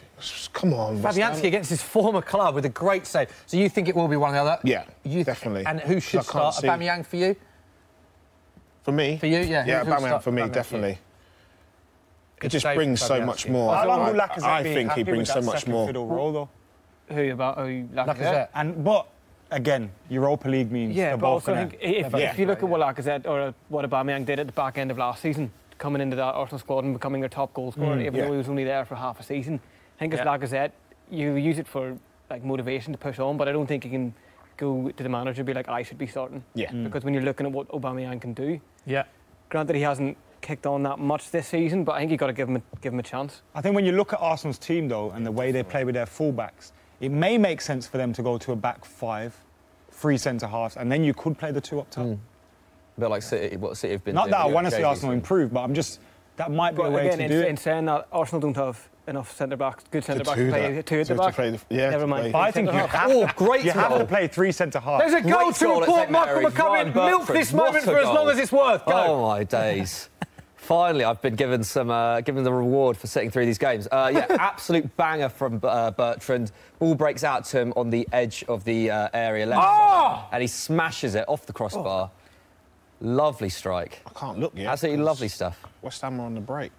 I love Marlon's commitment to the West Ham game. Michael, it's an unbelievable goal, this, isn't it? This is great. From skipper to Daisy, Ryan Bertrand, I presume? Yeah. Took the absolute skin off it. Never seen him strike a ball so hard. There it is, Marlon. It's a career high for Bertrand. What a goal. Ping. That's just one of those balls that stays hit. Yeah.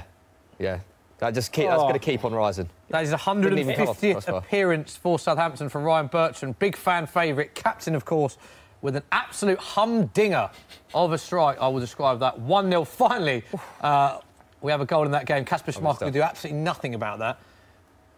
What a goal. Yeah. He'd been good today as well, Schmeichel. Has he? Yeah, didn't deserve that, but, these things happen. I'm surprised Schmeichel's still there, you know. Yeah, I thought Chelsea were going to... Good World Cup, didn't he? Had a good World Cup. Yeah, really good World Cup. Interesting from one of the other games as well. Play stopped at Charlton, I'm being told, because of crisps being thrown on a pitch in protest at the club after one of their office staff were banned from eating crisps at the desk because they've cut back on the cleaners. So I'm being told that is a true story. Or someone is winding me up, but apparently that's just been tweeted. Play has been stopped, and the club have tweeted it. Charlton Athletic, play is stopped at the Valley as bag of crisps are cleared from the pitch. That is from Charlton Athletic's official Twitter account. My director was asking me what flavour. I don't know whether that is important. Oh no! Question. Chance for West Ham, Marlon Harewood. Oh God, I think it's a free kick in the box. It's a free kick in. I think one of the centre halves got. Arnautovic with a... Wasn't it at Charlton where they were throwing tennis balls on the pitch I think it was, last season? Great save.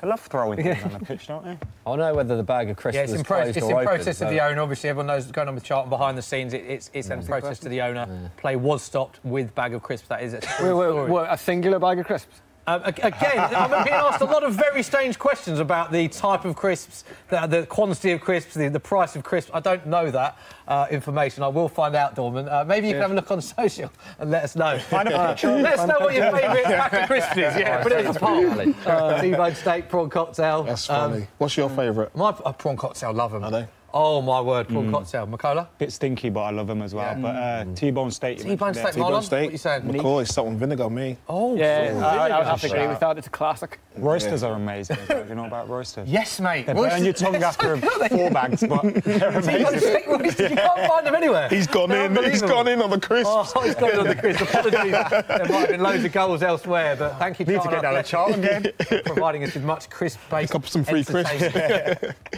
Thoughts on the sub, Arsenal? Alexandra, luck of a threat so far for Arsenal?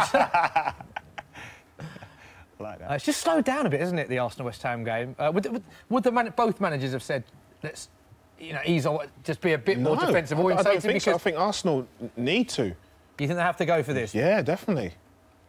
What do you make of Wilson so That's far? a good... He's done well. He's been tidy in what he's been asked to do, because I think he's been asked to hold a bit more. I know I mentioned... That's why Anderson's just behind, I think they're playing like a 4-4-1-1. Yeah. Which has worked it's quite a bit of a thankless task he's been given in that you never really get the credit you deserve because you're not really in the limelight in terms of the highlight reel. Goal for Iheanacho.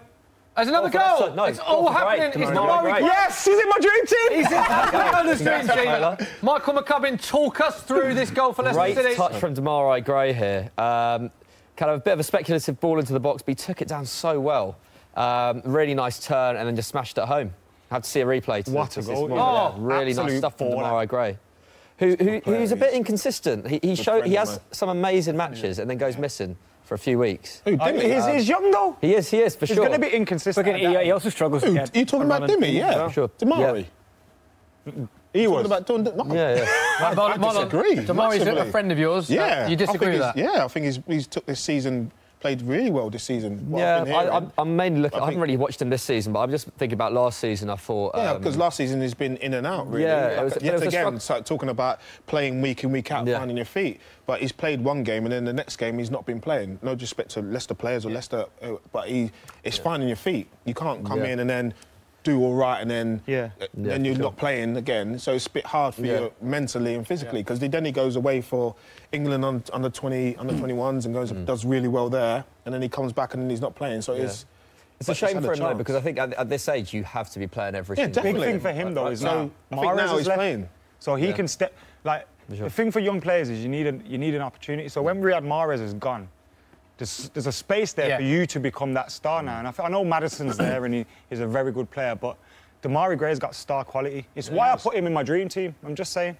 Michael, describe the goal for those of you who haven't seen it. Talk us through Demarai's goal. I think it's a cross in the box from, I think, Pereira. Yeah. Half cleared. Not the best cross. Half cleared, and then Demarai takes it down nicely. They're on the break. And there's another goal. West Ham are on the break. Everton! On the break, scored Arnautovic! Oh! It's all going on. Arnautovic is all over this game. And Arnautovic should have had a hat-trick today. Marlon will come to you to talk about Arnautovic in a minute. Michael McCubbin described the goal at Dean Court for Everton. I'm just seeing it for the first time here. I know it's Theo Walcott. Breaks down the right. Finish. Fantastic finish. Fantastic finish. Theo Walcott's been really good. Brilliant season so far. Kind of renaissance career at the minute. And the away end going absolutely crazy there. Yeah. Packed Everton away end there. See the goal one more time. Fantastic. Drills it low and hard. Keeper. Great finish.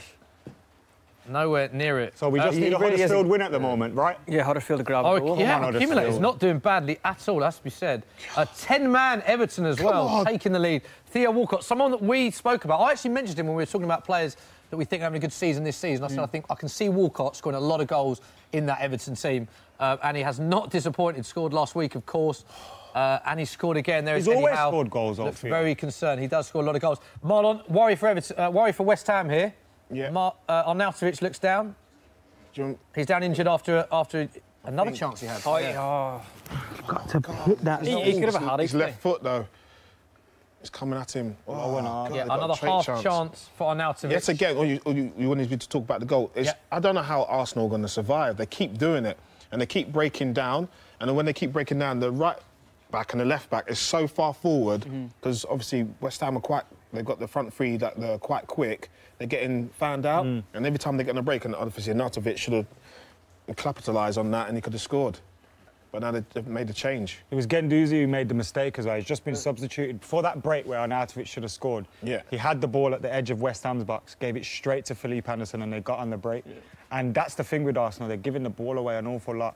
In the wrong areas. Allowing West Ham to just break, and West Ham have got the pace to do it. Yeah, a couple of subs to tell you about. Torreira has just come on for Arsenal. I think that was Guendouzi that came off, was it? I was looking at the other game, but Guendouzi is off, Torreira's on. Arnautovic had a half chance to score another goal. It's been very lively all game.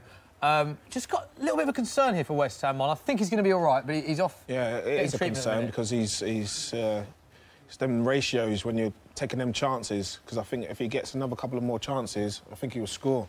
I mean, as a forward, how many chances can you ask for away to Arsenal? It's hard, isn't it? Yeah, you're right. Because to be fair, all you need is one chance, and he needs to change his situation. But he's getting the chances, which is good. Because as a striker, it's time to worry when you're not getting the chances. Yeah. So he's getting them, and he's going to have to put if he gets another one, he's going to have to put it away, but they're going to have to defend this first. Chance for Arsenal. Oh, big chance. Great save. That. He pushed it out just Yet as again, now they're on the break. On the break.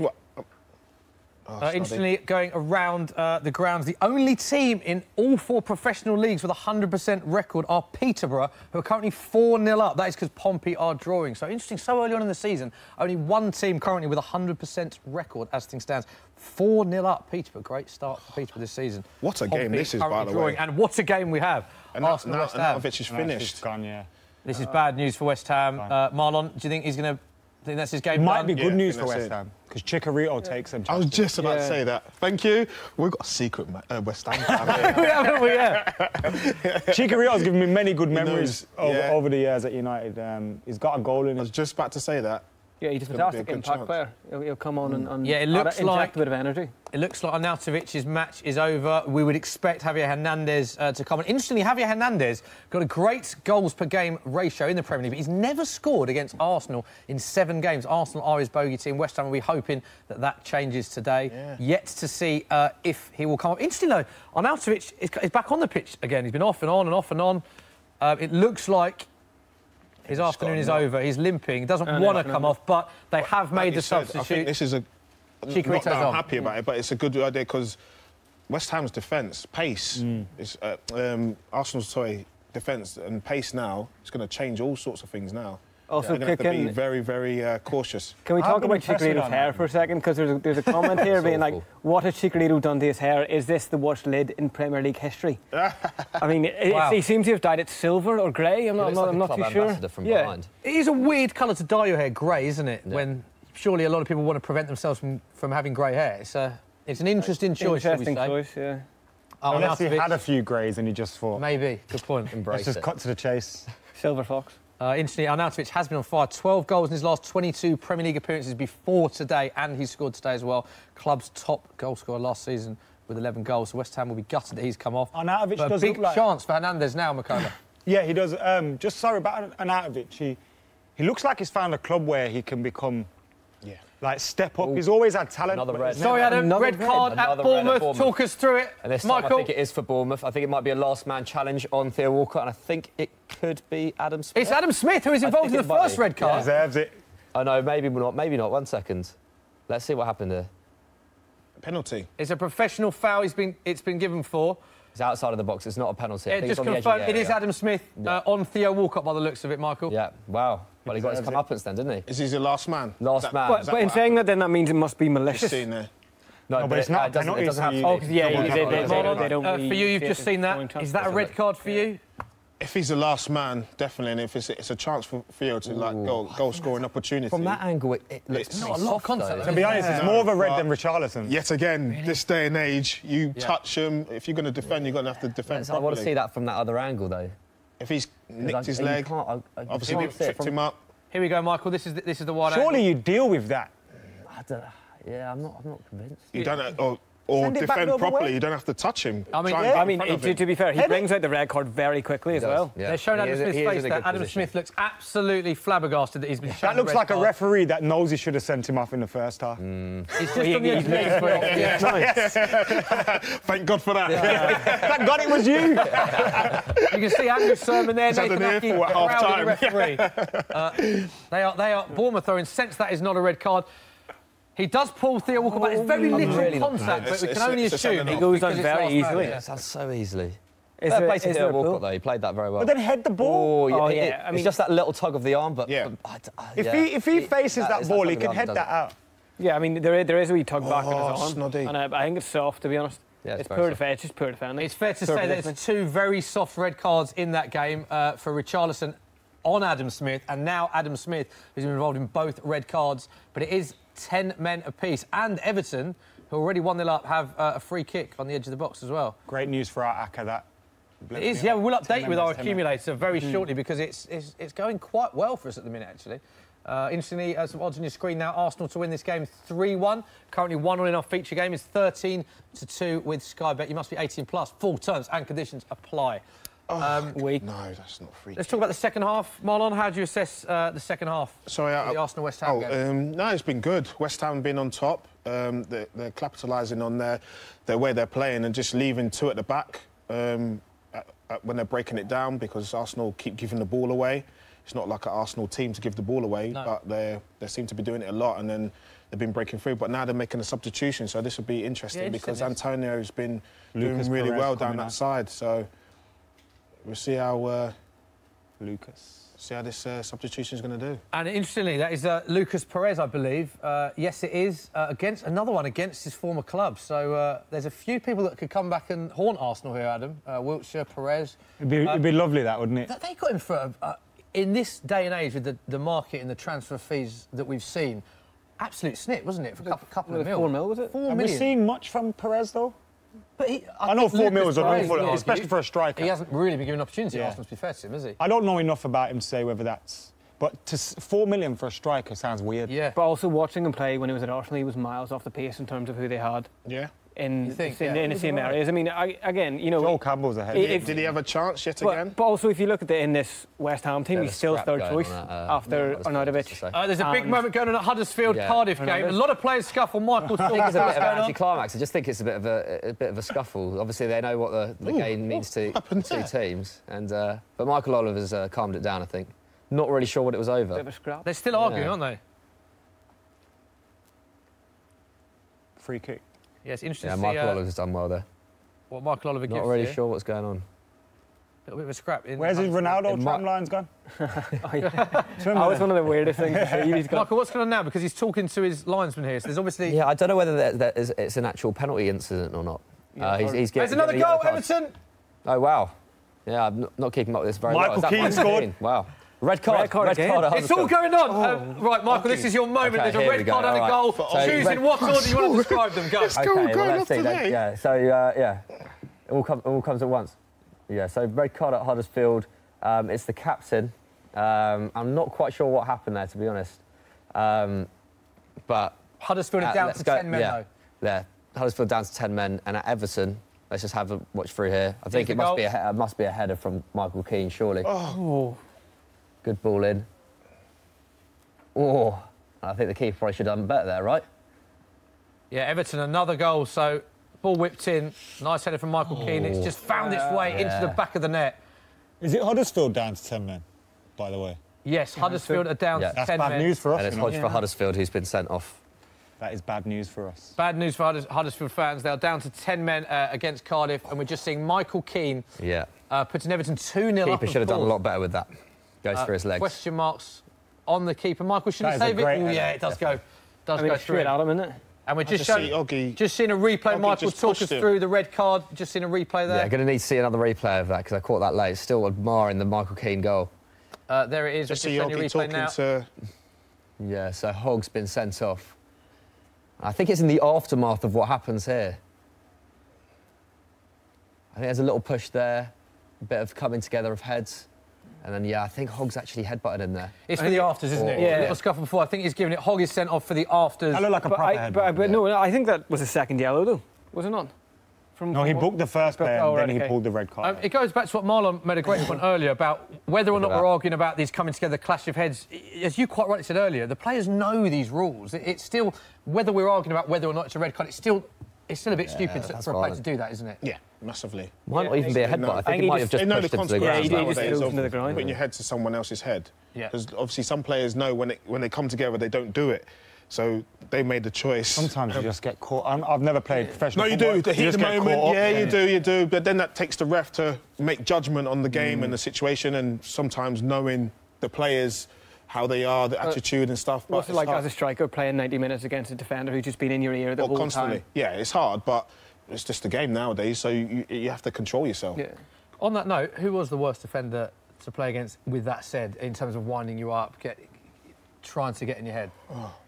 Any that stand out for you?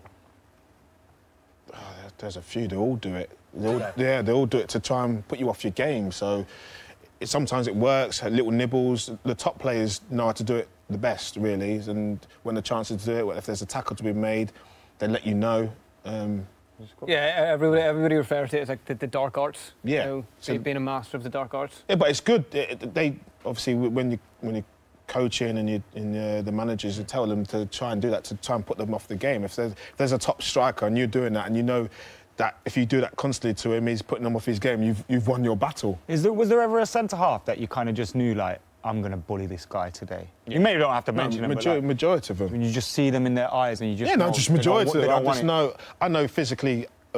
If I'm not playing up against a striker, I know I'm going to give him a physical game, and he's going to be in for a game every game I play with. So I used to love it because that was my task, really, to dominate my centre half. If I've dominated centre half, I know I'm going to score a goal.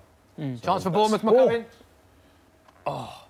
Didn't So I've gone really in the games, which I enjoy. Cleared. Interestingly, League Two update, Milton Keynes Dons 1-0 up against Exeter. Obviously, Paul Tidsdale, MK Dons manager, now back against his former club, Exeter, I believe, in top of League Two going into that game. Paul Tidsdale, one of the longest-serving manager in the Football League at one point last season at Exeter. At MK Dons, and his team lead 1-0 against his former side.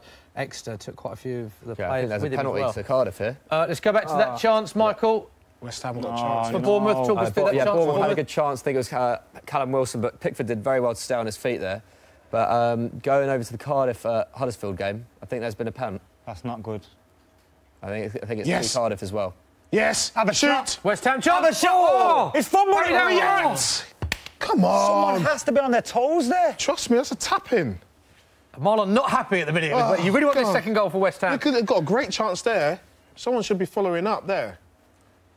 Taking a gamble. Doesn't it look like West Ham are the home team here? Yeah. Yeah, Like, it's 15 15 minutes to go, and you're just thinking, when are Arsenal going to wake up? Well, that's what I was saying to you. I don't understand what Arsenal are trying to... Surely they can see they're getting run down, and the runs that West Ham are making, they're not doing anything to stop it. But they're just constantly playing the same Where way does they're that stem playing. from? Does that stem from the manager, stem from the players? Players as well, both of them. You take knowledge and you take game knowledge and say, look, God, we're getting run over here. You stay here, you stay here until we find our feet. So they're lacking a leader here to kind of grab massively. the game by the scruff of the neck and... If I was a centre-half, I would never let that happen all the time because he's constantly on his back foot. If a right or look where the right back now is. You can't even see him in the picture. Yeah. He should be in front of you, right? Yeah, you can't see him. So now if they lose the ball, they're on the break again. Yeah. Pete, let's go to you. Second half, what are people saying on social media? Yeah, well, I mean, I'm just looking through the comments, and there's a lot of non-league football love for Marlon here about his time at Nuneaton. Please tell Marlon I loved him at Nuneaton, and Nuneaton are winning 1-0 now. Oh, Marlon, good. I'd like to hear that. Well, what were your thoughts about playing for Nuneaton Borough in non-league? No, I had a good time there. Steve Chettle was assistant coach. I made my debut with him. It's a goal for Arsenal. Sorry, Marlon, to interrupt, to give you bad news, but Alexandre Lacazette, I don't know whether it was him or not. It was a bit of a scrappy area. I saw. I think it was like a... It's a bit of a pinball effort, wasn't it? And West Ham will be feel very unlucky that they are down 2-1. Oh, massively. Let's have a look at the replay now. We'll get back to your social media questions shortly, but it is a goal. The goal does stand as well. It is Arsenal 2, West Ham 1. Shouts for offside there. They're appealing. Oh, it's a very lucky goal. It's Aubameyang, is it? It's come off Issa Diaz. And there's a shout whether that was handball off Lacazette. Oh, no. No, it's come off goal. Cannons it off That the is West Ham such a player. shame, you know. And it is in the back of the net. And is that handball as well? A lot of West Ham players are pinning for handball. Oh, God. It's a very unlucky goal for West Ham to concede. But with 20 minutes to go, I believe that. West Ham are going to have a chance. They need to take it. Arnautovic must feel sick right now. Yeah, I mean, they only have themselves to blame that they're 2-1 down now, because that goal should be to make it 3-2 and give Arsenal a chance. I've had a couple of We did chances. mention, didn't we? We said, will they rue this missed chances? I mean, West Ham should be 2-1 up going in at half-time. They find themselves 2-1 down. Arsenal very lucky to be 2-1 up. Fortunate goal. But it has been a very open game. Wouldn't be surprised if we see more goals. Sorry, Pete, going back to your questions to Marlon. In Nuneaton, Steve Chettle, he asked me, I was coming to sort of my end of my career, and he asked me to come and help him because he heard I was concentrating on my company, if I wanted to go and do it part-time. And I said, yeah, it'd be nice to come and help you out and just to work with him, really. And it was... because it was nice when a senior player like that wants you to come and help you. Because I think very highly of him, and I'll do anything to help him out as best I could. So yeah, I had a really good time there, to be fair. Good questions coming in, Pete. Anything else from There's a question from Stephen, just a general question. Who do you think will be the breakout star of the year? Premier League breakout star? Ooh. Obviously, Richarlison would probably be my shout before, maybe he got sent off. He's going to miss 3 games, but there's a couple of new entries to the Premier League. Tell you what, there's a penalty at Bournemouth, Michael. Talk us through what happened. Yeah, the ball's coming into the box. Callum Wilson's just been Awful toppled. challenge by Baines. Yeah, that's Baines, yeah. Oh, he's in my fantasy team. He was in mine. Minus 3 points. It's Baines on Callum Wilson. Penalty for you, Michael. Good decision. Yeah, I think so. Yeah. There's a lot of Baines is running in with quite a lot of pace. Not a huge amount of contact, but that's going to send him over. So can't really have any complaints about that. Good chance for Bournemouth to get back into this. This is going to be a really exciting end to the game if they score this. Yeah, 73 minutes gone by the looks of it. Jordan Pickford in sticks, doing all he can. And Josh King's in my fantasy team as well, so happy days. Okay. Arsenal putting a lot of pressure on West Ham. Yeah, Arsenal look now. good since they've scored. I fully jinxed them when I said that. I know. Chance for Arsenal. Oh God! Good save, Fabianski. West Ham's having together with Aaron Ramsey. to defend now. Let's go to Michael McCubbin live. Talk us through the penalty. It's Josh King. Josh King, he's just stepping up, doing all the usual penalty stuff, just putting the ball down, taking a few steps back. But of course, he is up against, the hero of the summer, Pickford. So see how this goes. No, I don't know. Good play pen. like this all season. Good pen. Yeah, very good pen. Game on again. Pickford went the right way, but couldn't get down quick enough. Good pen from Josh King. So that has been a great game. It is 2-1 to Everton at Bournemouth. 10 men apiece.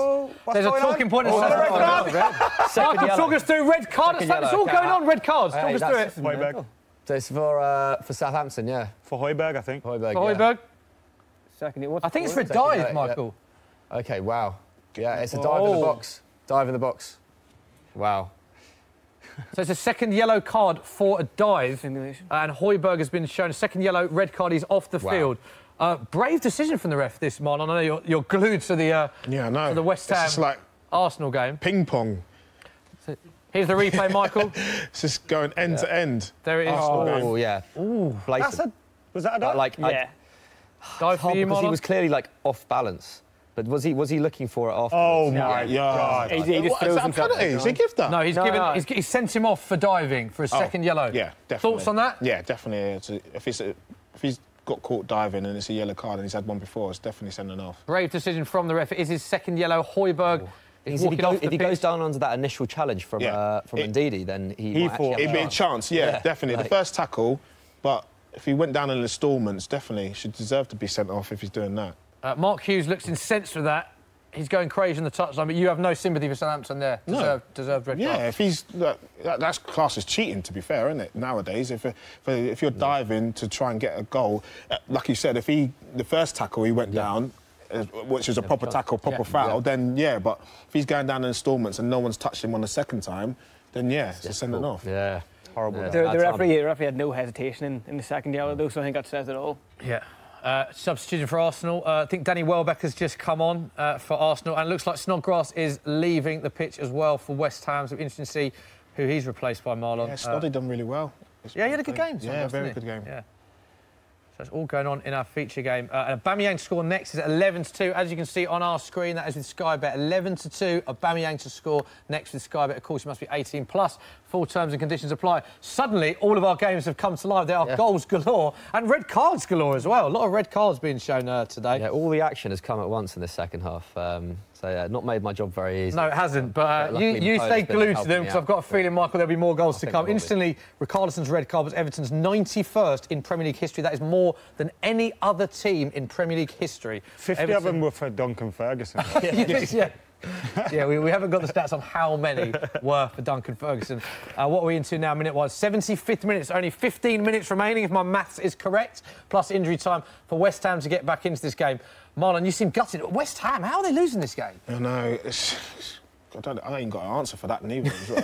It's a good question. It's just hard to understand. It was obviously a bit of luck for Arsenal. Yeah. West Ham have dominated this game. But since the Arsenal goal, they seem to have lost that bit of intensity they had. But it's hard, and isn't Arsenal have gained confidence, keeping the ball well. Changing personnel on the pitch, getting up to speed with the game. Obviously, out of their hands, it's just hard to take, really, because Arsenal have been poor. You think Arnautovic is going to be having sleepless nights tonight? He will be, because if they lose this game, it's not going to be a nice thing for West Ham after playing so well. It's just horrible for the to take, really, because Arsenal don't deserve it. But yet again, they're sort of got a little injection. Well, we haven't spoken about Huddersfield Cardiff for a while. Chance in that game, Michael. Great chance, yeah. Cardiff's number 4. Really should have put that away. Lossell came off his line stupidly. He had the whole goal to aim at, and puts it wide. Oh God! Denying Cardiff their first 3 points of the season. Yeah, lots going on in our games. They've all sprung to life in the second half. Let's just update with all the scores. The early game was Wolves 1, Man City 1. Very controversial Wolves goal from Willy Bolly, which Adam McCullough's very happy about with his arm. Aymeric Laporte equalising for Man City. That game finished 1-0. Arsenal currently beating West Ham 2-1. We're going to pause there. There's been a goal at Bournemouth, Michael. Wow. This is turning into a classic. Nathan Ake. Let's see a replay of that. I think it's from the corner. Corner comes in. Great header. Oh. Ake just at the back post. Goal comes in. I think Pickford, good save on the line potentially. And Ake just, sweeps up the back. I know, off the post. Good finish. Rebound from Ake. But West Ham had one of them a minute ago. Rebound. And nobody was doing what Ake's doing. Yeah. Ake's a defender. Centre half, Yeah. Good finish. So the games are thick and fast. Very good reactions there from Ake. All going on in the Premier League. Go back to the update. Arsenal 2-1 up against West Ham. West Ham having a lot of the ball, lots of chances. Marko Arnautovic scoring first for West Ham. Nacho Monreal equalising 5 minutes later. And then Issa Diop with an own goal. Very fortunate own goal for Arsenal. And also Marko Arnautovic with a goal disallowed. Arsenal also with another goal disallowed in the first half. Bournemouth-Everton is now 2-2. Michael Keane and Theo Walcott for Everton put them 2-0 up. Josh King from the penalty spot and Nathan Ake has just scored to make that 2-2. Also, they are down to 10 men each in that game. Adam Smith involved in an incident with Richarlison. Richarlison sent off for a straight red for a headbutt, and then Adam Smith sent off for a challenge on Theo Walcott, so it's 10 man apiece. Nothing to report in the Huddersfield-Cardiff game. That is 0-0, but Huddersfield are down to 10 men in that game, and it's Southampton 1, Leicester 1. Ryan Bertrand with an absolute humdinger goal of the day. And Marlon Harewood's mate, Damari Gray, with the goal for Leicester, as that game is 1-0, and Liverpool-Brighton play this evening. So loads of goals. Only game without a goal, Michael, Huddersfield-Cardiff. Yeah, it's a funny one. Cardiff definitely have been on top since Huddersfield's red card. Haven't really seen Huddersfield threaten at all. So, yeah, they're feeling it, but still, there's just such a lack of quality there. There's no players who are really standing out for Cardiff.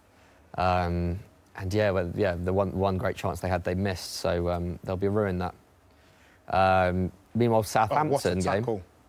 Leicester Give a free kick. Oh. What? And a yellow card. Talk us through what just happened there, Marlon, in our feature game. I thought that was a great tackle there. If I see this coming up now, it's a tackle, free kick just outside. Got the ball. Won the ball, I thought. It's just a free kick outside the box from a great tackle that I thought, but obviously not. Yeah, interesting. It's given a foul there.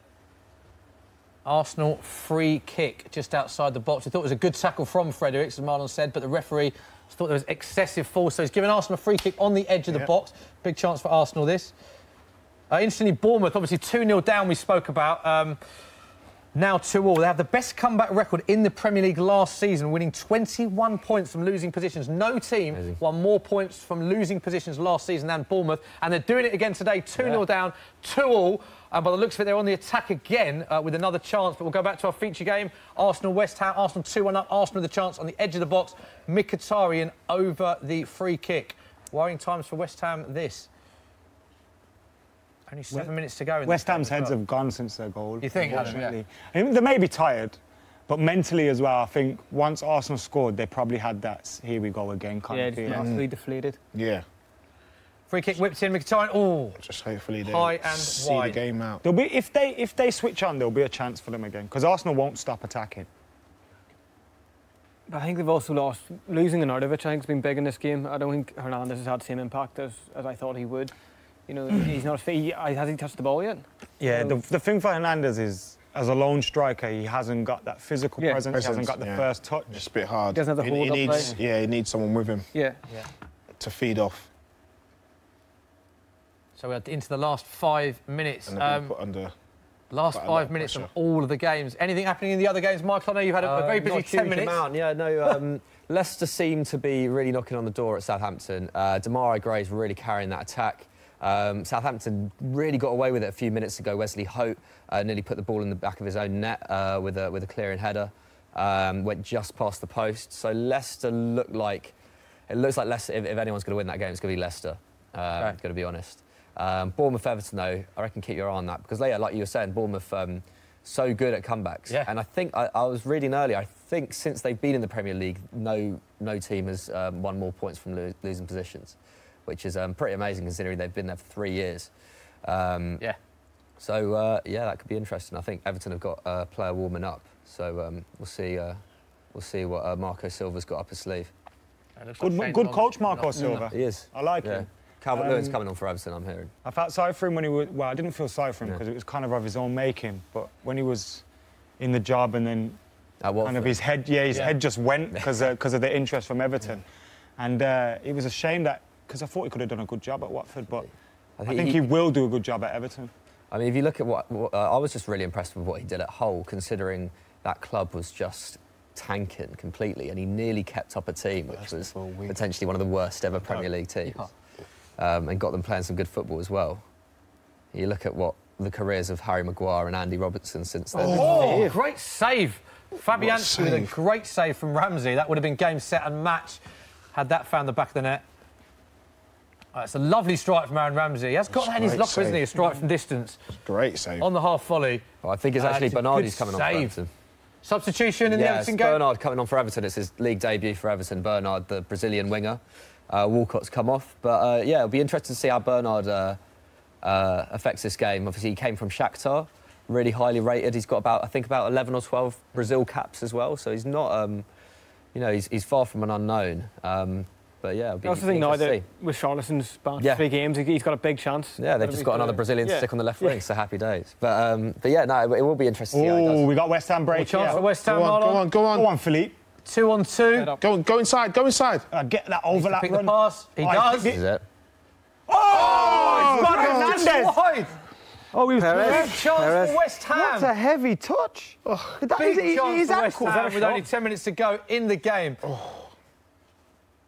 Hit it on West the Ham floor, find themselves man. 2 on 2, 3 on 2, really. It's a nice pass in. Oh, mate. Is it a cross for a shot, that? That was a cross. A bit of both, really. I don't know what that is it? I think he just swung a foot at it. It's a bit... Anderson's played a lovely pass in. It's a cross. I don't know why he didn't shoot. And that is Perez with a sort of cross-come shot, but Hernandez was screaming for the ball. He couldn't miss him with his grey hair there. I don't know why he didn't pass it, but he didn't pass it. The player is down. It looks like Xhaka. Granit Xhaka is down. Mkhitaryan is having a sip of water as Arsenal look to whether this is a serious injury or a little bit of time wasting to stop the flow of the game. But it means we can go to social corner. Pete Dorman. Loads going on in the Premier League now. What are people talking about on social media? Well, actually, a lot of the comments at the minute aren't about Arsenal or West Ham. They're about Manchester United. And seeing as we have the man himself on the couch, why not ask one of them? Andrew Gillespie has asked, why does Mourinho struggle to get the best out of Pogba? I think Mourinho is a manager that doesn't seem to be great with these free-spirited kind of players. He wants players that are going to be rigid and do exactly what he wants them to do. And I feel when you look at the likes of Pogba, Martial, etc., I think they are players that, they're a little bit more free-spirited and like to do things, be a little bit freer. And it's just, I find it really weird with Mourinho that during the World Cup, he seemed to take offence from the fact that Pogba had won the World Cup, which I found bizarre. Like, I expected him to come out of that a little bit different, and I think maybe now you're seeing little fractions in their relationship, which doesn't help. But I hope if we build the team around Paul Pogba, he will do well. So, and United will do well as well. The issue is a clash of egos, though, because Mourinho's ego seems to be the most important thing at United at the moment. I don't think Pogba has a huge ego in terms of, I want to be the main man, I want to be the captain, I want to be this, I want to be that. But I think he needs a better environment to... Look at Pogba, the character he is, the personality he is. I don't think Mourinho's and his personalities really match. Yeah, Pogba, he's made Pogba captain now. He's obviously thrown him a bone in that respect, but I just don't see... I think Pogba, he looks so frustrated. He looks like he doesn't want to play under Mourinho. He was linked with a move to Barca at the end of the window there. Martial has been linked with endless moves away. I'm surprised United kept him, to be honest. You know, who do you keep if you're Ed Woodward? Do you keep Mourinho or do you keep Pogba and Martial? Unfortunately, I think Ed Woodward, in taking the players' sides, Martial, Shaw's, Pogba's, has shown that he probably sees them as a more long-term prospect at Manchester United. But I just think Mourinho's... I don't mean this in tactics either, because we know what we got when we got Mourinho. But Mourinho's negativity, like you say, he gave him the captaincy now. He's been speaking positively about Pogba, but for 12 months you haven't been. You've been questioning his commitment. I find that real bizarre that you can't question. Question a player's commitment as well so publicly is a bit weird. But if you compare him to say Pep Guardiola consistently backs his players. He builds them up. In the press conference, publicly he says all good things about them, builds up their confidence. Whereas Mourinho spent 2 years slating Luke Shaw in the press, saying he's not good enough, he's not in good enough shape. He's questioned Pogba. You know, how is that going to get your best out of? Let me use a phrase that I love to use. Your team is a reflection of your manager. Yeah. And I think at the moment, not only are our team, but our fan base as well, the atmosphere is a reflection of the manager and his unfortunate negativity. I like it. Good in-depth United chat there, Adam. I know when you get talking about United, there's so much to talk about with Man United. I usually love it. But there is only 5 minutes left of all of our games. Quite quiet, a couple of injuries in the other games, nothing serious, but a bit of sort of stop in play. Marlon, time is running out for West Ham. Big time. They'll be gutted, won't they, if they lose this game? Yeah, I'm gutted for them because they've played so well and obviously tried to go and get the result. And the luck was on Arsenal's side because Arsenal have played so bad. Well, the defence, they defended really bad. Oh, there's a goal. Michael McCubbin, talk us through it. Who's it through? Harry Maguire. Big Harry Maguire. 25-yard grass cutter. Yeah. Somehow made its way through. And short off. Yeah. He'll get a yellow card yet again. Size of his head, though. So you've just seen a replay of the goal, Michael. Tell us how good this Harry Maguire goal is. To be honest, but I didn't see it coming from this outlet. And you're used to Maguire scoring, you know, obviously goals with his head. Oh shit! Just has a punt, and it makes its way through about three players.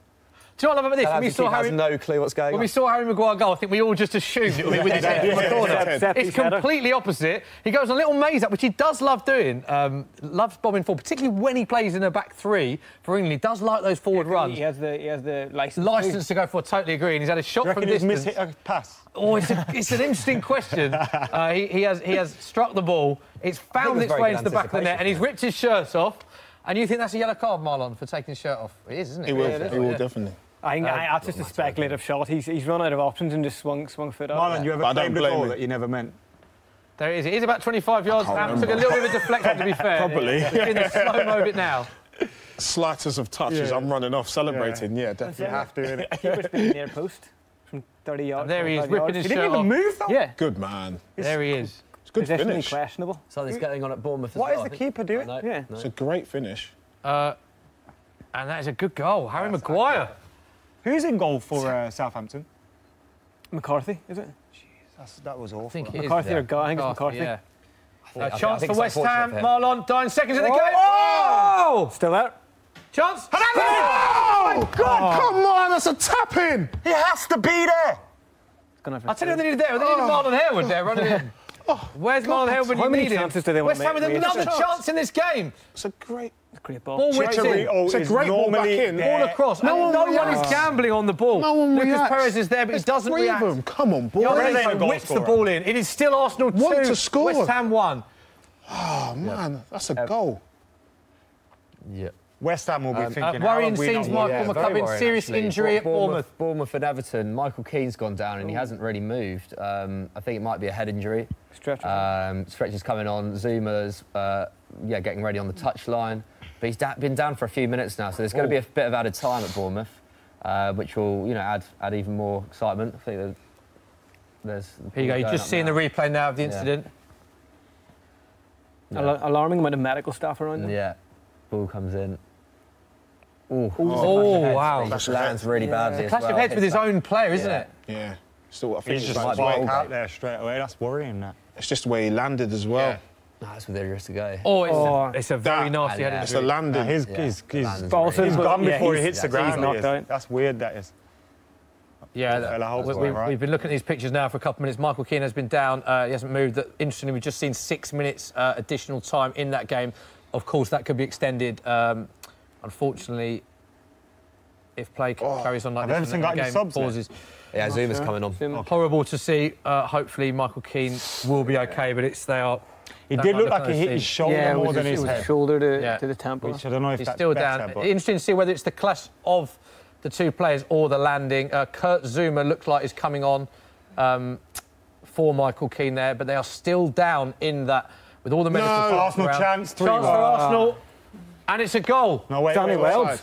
Offside. It's another disallowed goal by the looks of it. I think it's counting. He's given it. Danny Welbeck has scored. Did you see that? Was that me? Everyone just stood still. It just seemed like a real... I was just saying to you, have you ever celebrated a goal that you never meant, but he meant that, and they didn't even celebrate? Well, it does count. We know that. I wasn't talking about that. I was talking about West Ham players. They're just like stopped. Watch. Bellerin whips it. How does he have so much space? He has the whole 6-yard box free. Yeah, Bellerin whips the ball in from the right. I thought it was like a free kick or something. And Danny Welbeck, there's no one around him, and he just nice They touch. probably think it was a free kick. Yeah, he's on the edge of the 6-yard box with 10 yards of space. Yeah, I thought it was a free kick or something. Diop lost it. Look at Diop's run there. You see the other centre-half stayed with Lacazette, and Diop's just headless chicken. Chance for Cardiff, Michael McCubbin. Chance, and it's been saved, I think. Yeah. Second. Good, very good keeping from Lursell there. Here's the replay, talk us through it. Coming through. Bad defending there from Huddersfield. Really well saved from Lursell. Came out very, very quickly. Our first full-time whistle has gone in the Southampton match. That match is finished. Southampton 1, Leicester City 2. Ryan Bertrand with a humdinger of a goal on 52 minutes from outside the box. Marlon Harewood's mate Damari Gray on 56 minutes equalised. And Harry Maguire in the 92nd minute wins it for Leicester against Southampton. Southampton also down to 10 men in that game. Michael McCubbin sent off for diving, wasn't it? Yes. Mark Hughes was incensed at that decision, but we think it was the right decision. Second yellow card for diving. And there is the match winner, Harry Maguire. Fantastic World Cup for the man, linked with a move to Man United, of course, in the summer. He remained a Leicester City player, and he's got Leicester City all 3 points at St Mary's today. That match finishes Southampton 1, Leicester City 2. Our feature game is still going on. Incredibly, Marlon, it is... West Ham found themselves 3-1 down at the Emirates. A bit deflated, to be honest. Obviously, I think, though, West Ham fans can feel a bit more confident because the performance has been a lot better. I think in the last 2 games, you were so imbalanced. And I think today you've been a lot better. Should have scored so many goals. I know that's no consolation, but... Well, what's it like as a player being in the dressing room after a game that you come off... You know you played well, yeah. I think that's worse than anything else, to be fair. Is it? Yeah. Because this game that is... There is the full-time whistle. Arsenal 3, West Ham 1. Here are the scenes at the Emirates. There you can see Manuel Pellegrini and Unai Emery shaking hands. Unai Emery, the happier of the 2 managers, of course. Marco Arnautovic putting West Ham in the lead after 25 minutes. It was all West Ham in the first half. Arsenal having a goal disallowed, but they did equalise through Nacho Monreal. The last time Nacho Monreal scored was against West Ham in a home win for Arsenal, 4-1 against West Ham. They won 3-1 today. Issa Diop with a very unlucky own goal to put Arsenal 2-1 up. And then Danny Welbeck in the 92nd minute. These are the scenes of Manuel Pellegrini looking a bit confused as to how West Ham lost that game, 3-1. But all that matters is that Arsenal take all 3 points. There is Jack Wilshere applauding both sets of fans. I imagine had 11 years at Arsenal, winning 2 trophies. On the losing end against his former club today. Another person that played against his former club, Lucas Perez, who found himself in some good opportunities, good positions, but wasn't able to I know they're friends on that, but that would really wind me up. Yeah. That winds you up, Adam? Like, Perez missed a couple sitters, like, at least look sad for a minute. Yeah. Do you know what I mean? Like, you missed sitters before Arsenal went 2-1 up. Yeah. Yeah, but I understand what you're saying, but obviously we don't see it as like that. Obviously, the game's done. He's been there quite a while. Yeah, he's made some friends with him. But I understand what you're saying from if it was a fan point of view, you've just lost. Yeah. So it's a bit more passionate than in that sense. So another full-time whistle's gone. It's finished Huddersfield 0, Cardiff 0. Neil Warnock there. And Huddersfield players there is David Wagner. Who will be more happy with that point, do you think, Michael McGovern? There wasn't loads of talking points. I think Wagner, actually, I think that the second half, Huddersfield did not look like they even wanted to attack at all. I think they had about one chance about 10 minutes from the end, which they could have scored, but apart from that, they didn't look like they wanted to get out there in half. I think once they went down to 10 men, I think Wagner basically instructed them to shut up shop. And we're just lucky that Cardiff lacked quality going forward. I thought it was, to be honest, a pretty poor game. Rubbish. Yeah, it has finished 0-0 in that game. There are the scenes at the John Smith Stadium. So the only game still happening is Bournemouth-Everton. That is very evenly poised at 2-2. That's the only match going on. So we'll all stick with Bournemouth-Everton. Michael, give us some... it's getting exciting. What's going on? The box from Bournemouth now. Oh! Both teams really going for this. A lot of injury time, of course, because of that injury to Michael Keane, but we did see him stretch it off. Obviously, all of our thoughts hope that he makes a full recovery and that he is OK, but he did go off, Kurt Zouma is on, and that game is still going ahead, so that'll probably go ahead for a good couple of minutes, Michael, still. Yeah, I reckon so, yeah. I'm not really keeping count, but I reckon, 2 or 3 minutes at least will get added on here, or from what we're watching already. Good to see you paying attention, Mike. Yeah, my brain's turned to mush. I don't envy.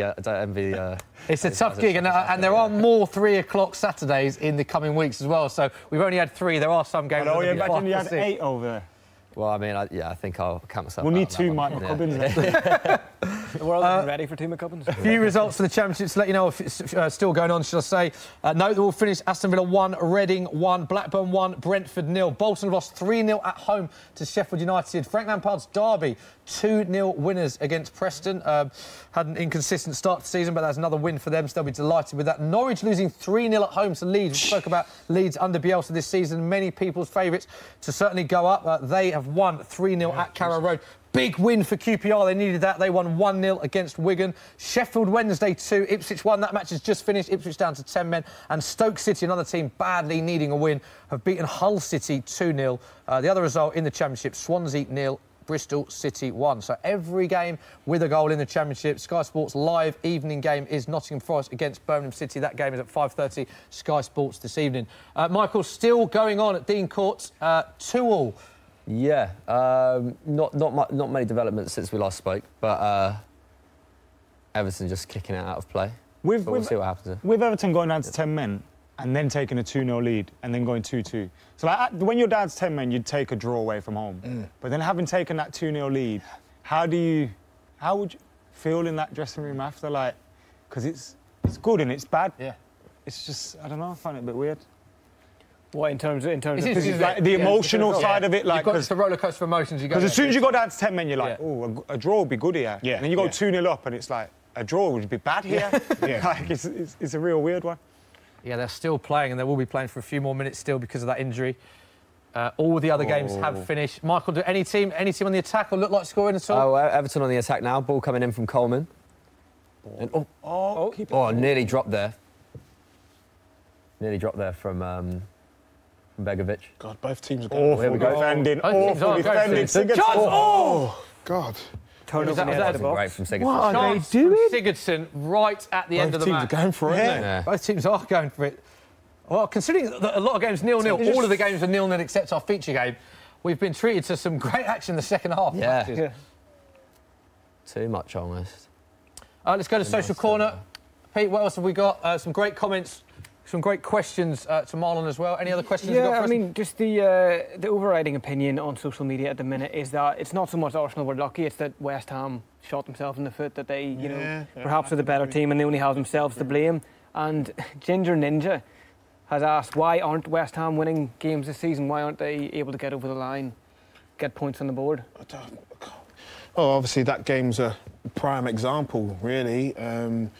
They've played really well today, which is really good to see. But it's just you're gonna have to take your chances if you learn. They've had some really good chances, and I think that's just a fine line now that they need to build on. They have to build on this. I don't think Arsenal deserved it, and Arsenal will be coming off for that pitch like so happy that they've obviously won, because the game, the result don't suit the game. I know that for a fact because West Ham have played so well. But I think it's just like a fine lines now where... No, Arnautovic got double figures last season. Yeah. You feel he may be... Because he's kind of the main goal threat for Do you feel he has enough goals in him to be the main goal threat? Yeah, definitely. It's going to be players around him. The front three that they had, they started the game with, gave him chances. He had good chances he had 2 good chances to go ahead. So I think he's got enough in him to help that. But at the same time, I think they need another striker to push him on. Like when you got a good striker on the bench, and if you're not scoring goals, there's someone that's going to be taking a place. That's what I had, because I had Bobby Zamora, Dean Ashton, Teddy Sheringham behind me, and if I didn't score, then I know they're going to be raring and ready to go. So it's that competition as well that sometimes you need. But I think that's the fine line with West Ham. Is obviously today is a good thing to lead off, even though they lost, is to take your chances. Yeah, final whistle has gone in our last 3 o'clock game. Probably the game of the day, possibly, after how good the game was at the Emirates. This one certainly matched it. It finished Bournemouth 2, Everton 2. Theo Walcott and Michael Keane for the goals with Everton, who found themselves 2-0 up. And they were down to 10 men. Richarlison with a red card for the headbutt incident on Adam Smith, who then also saw red. Both teams playing with 10 men. Nathan Aké, Joshua King, making it 2-2. So fascinating game in that game, and we hope that Will Keane's injury is not too serious. There is Nathan Aké, who got the equaliser in 79th minute for Bournemouth. Lucky, just seeing it said the up-zone goal again. Yeah, that's one of the ones you can't really do much about that. Yeah, he just dragged the ball back and spin into him. So, guys, we can now see how we got on in our accumulator. Unbelievable second half of action. This is what we predicted. Marlon Harewood said draw in the Arsenal-West Ham game. Probably a draw would have been a fair result, Marlon, but we did get it wrong because Arsenal found out 3-1 winners. Adam McCullough said away win for Everton. It didn't happen. It was looking good at one stage, and we were on for that. That game finished 2-2. I said draw, Southampton-Leicester. I was wrong.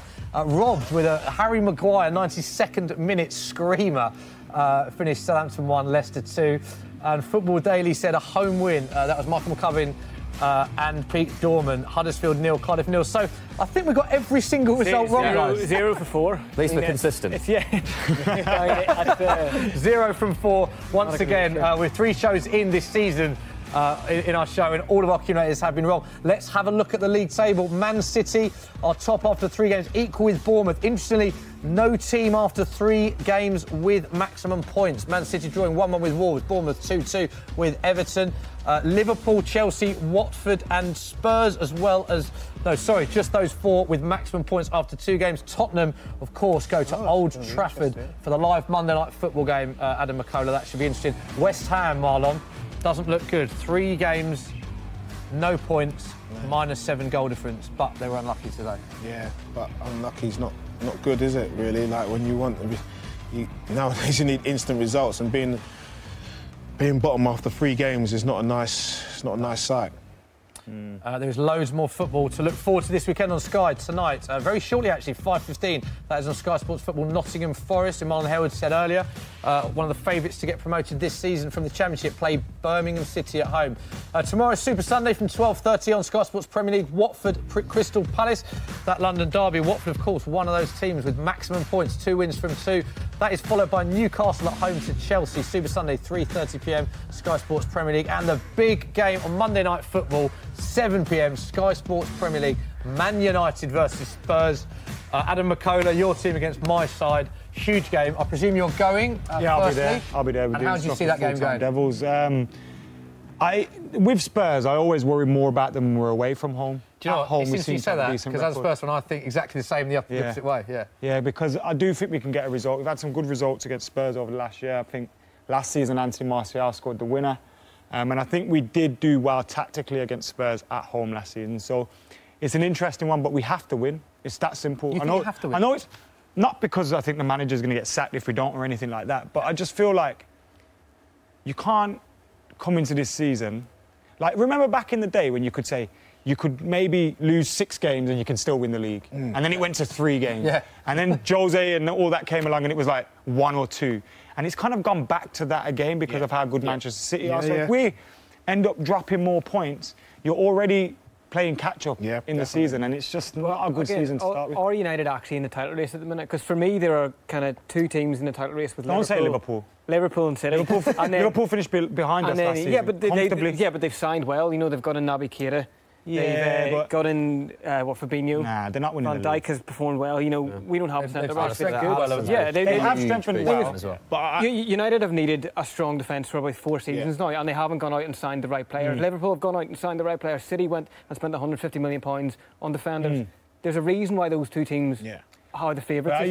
You can't say Liverpool are higher favourites than United. You don't think? I still don't think. I think you're right though. What you're saying about the gaps. I think the game against Spurs is a must-win game, but because then the gaps get a bit too bigger. So, like when you said the generations of times, like back then you had 6 games, you sort of got a chance. A slow start, but you can't afford to do that now because the level that Man City are playing at now. Like you've got a chance to capitalise on this situation now. If you don't, then the gap's going to get bigger again. Adam, question for you. You're obviously in and amongst the fans all the time at home games with full-time Devils. You do all the interviews with the fans. What is the atmosphere like at sort of Old Trafford at the minute? Because there seems to be... You looked at Mourinho's press conference. He seems quite unhappy there. You see the stuff with Ed Woodward. What is the fans' consensus about what is going on at Man United? In terms of the atmosphere at the Leicester game was a lot better than it has been, and I think that's partly due to the group called the MUFC, the Red Army, and they're improving things. But in terms of attitudes and feelings towards the team and the manager, I think it's very... I mentioned earlier that we kind of reflect our manager at the moment, and a lot of that is negativity. A lot of people, after that Brighton game, it was kind of like... I kind of even felt like, oh, there we go, we're not in a title race again this season, and it's... We're not used to feeling like that at Manchester United, and I think at the moment we just need something to cling on to. Even if the manager was to come out and... It's just all too negative at the moment, and I think there's more than one problem. Mourinho isn't the only problem. I think you look above him, you've got Woodward and the board and the Glazers and all that, and I think there's a lot of issues at Manchester United that can't just be resolved by changing the manager. But in terms of the manager, there's a lot of things he could do better. Man management with his own players. I think a lot of players are curbed under him at the moment, and I think they're playing within themselves. And when you see some great players playing within themselves, and you just think, what could they do? It's frustrating to watch, because look at Manchester United's team on paper. People will say we should have signed players, and yes, we should have, especially in defence, full-back, maybe even right wing. But you can't tell me United are scoring enough goals, because when you look at Anthony Martial, Marcus Rashford, Romelu Lukaku, Alexis Sanchez, like Alexis Sanchez and Lukaku are 30-goal-plus players alone. Should be. But we're not creating opportunities for them. Romelu Lukaku last season scored 27 goals, but we didn't make chances for him in games. Look at Harry Kane, he gets 4 or 5 chances a game. And Arnautovic today, he had 6 or 7 opportunities. Watch back United's last couple of games, Lukaku doesn't get them chances, and we don't create them chances. But I think Fred could be a big sign. Why do you think that is, though? If you go in to watch a game, what do you see in the game that you think can be better that they're not doing now? So obviously you're saying they're not getting the chances, but they must be doing something wrong that's not. I don't think it's a formation thing. So, you know, like people would say, I'll play 2 up front or get someone else in. I don't think it's a formation thing. I really do feel like it's an attitude thing. And the way we approach our games, are we thinking more about what's going on behind us instead of what we can do on the pitch? And I do feel like a lot of players are playing in ways that aren't going to get the best out of them. Like, you need to free up Martial a little bit. So where's that coming from then? From the manager. From the tactics. So from everything. That obviously needs to change. You're saying that about the manager not going, but you need something. But then this is why I'm worried, because if we get to a point where we have to sack Mourinho, which that isn't the point yet. No. I'm not suggesting Mourinho at anything. But obviously something if we got to that point, because the way the board aren't good enough.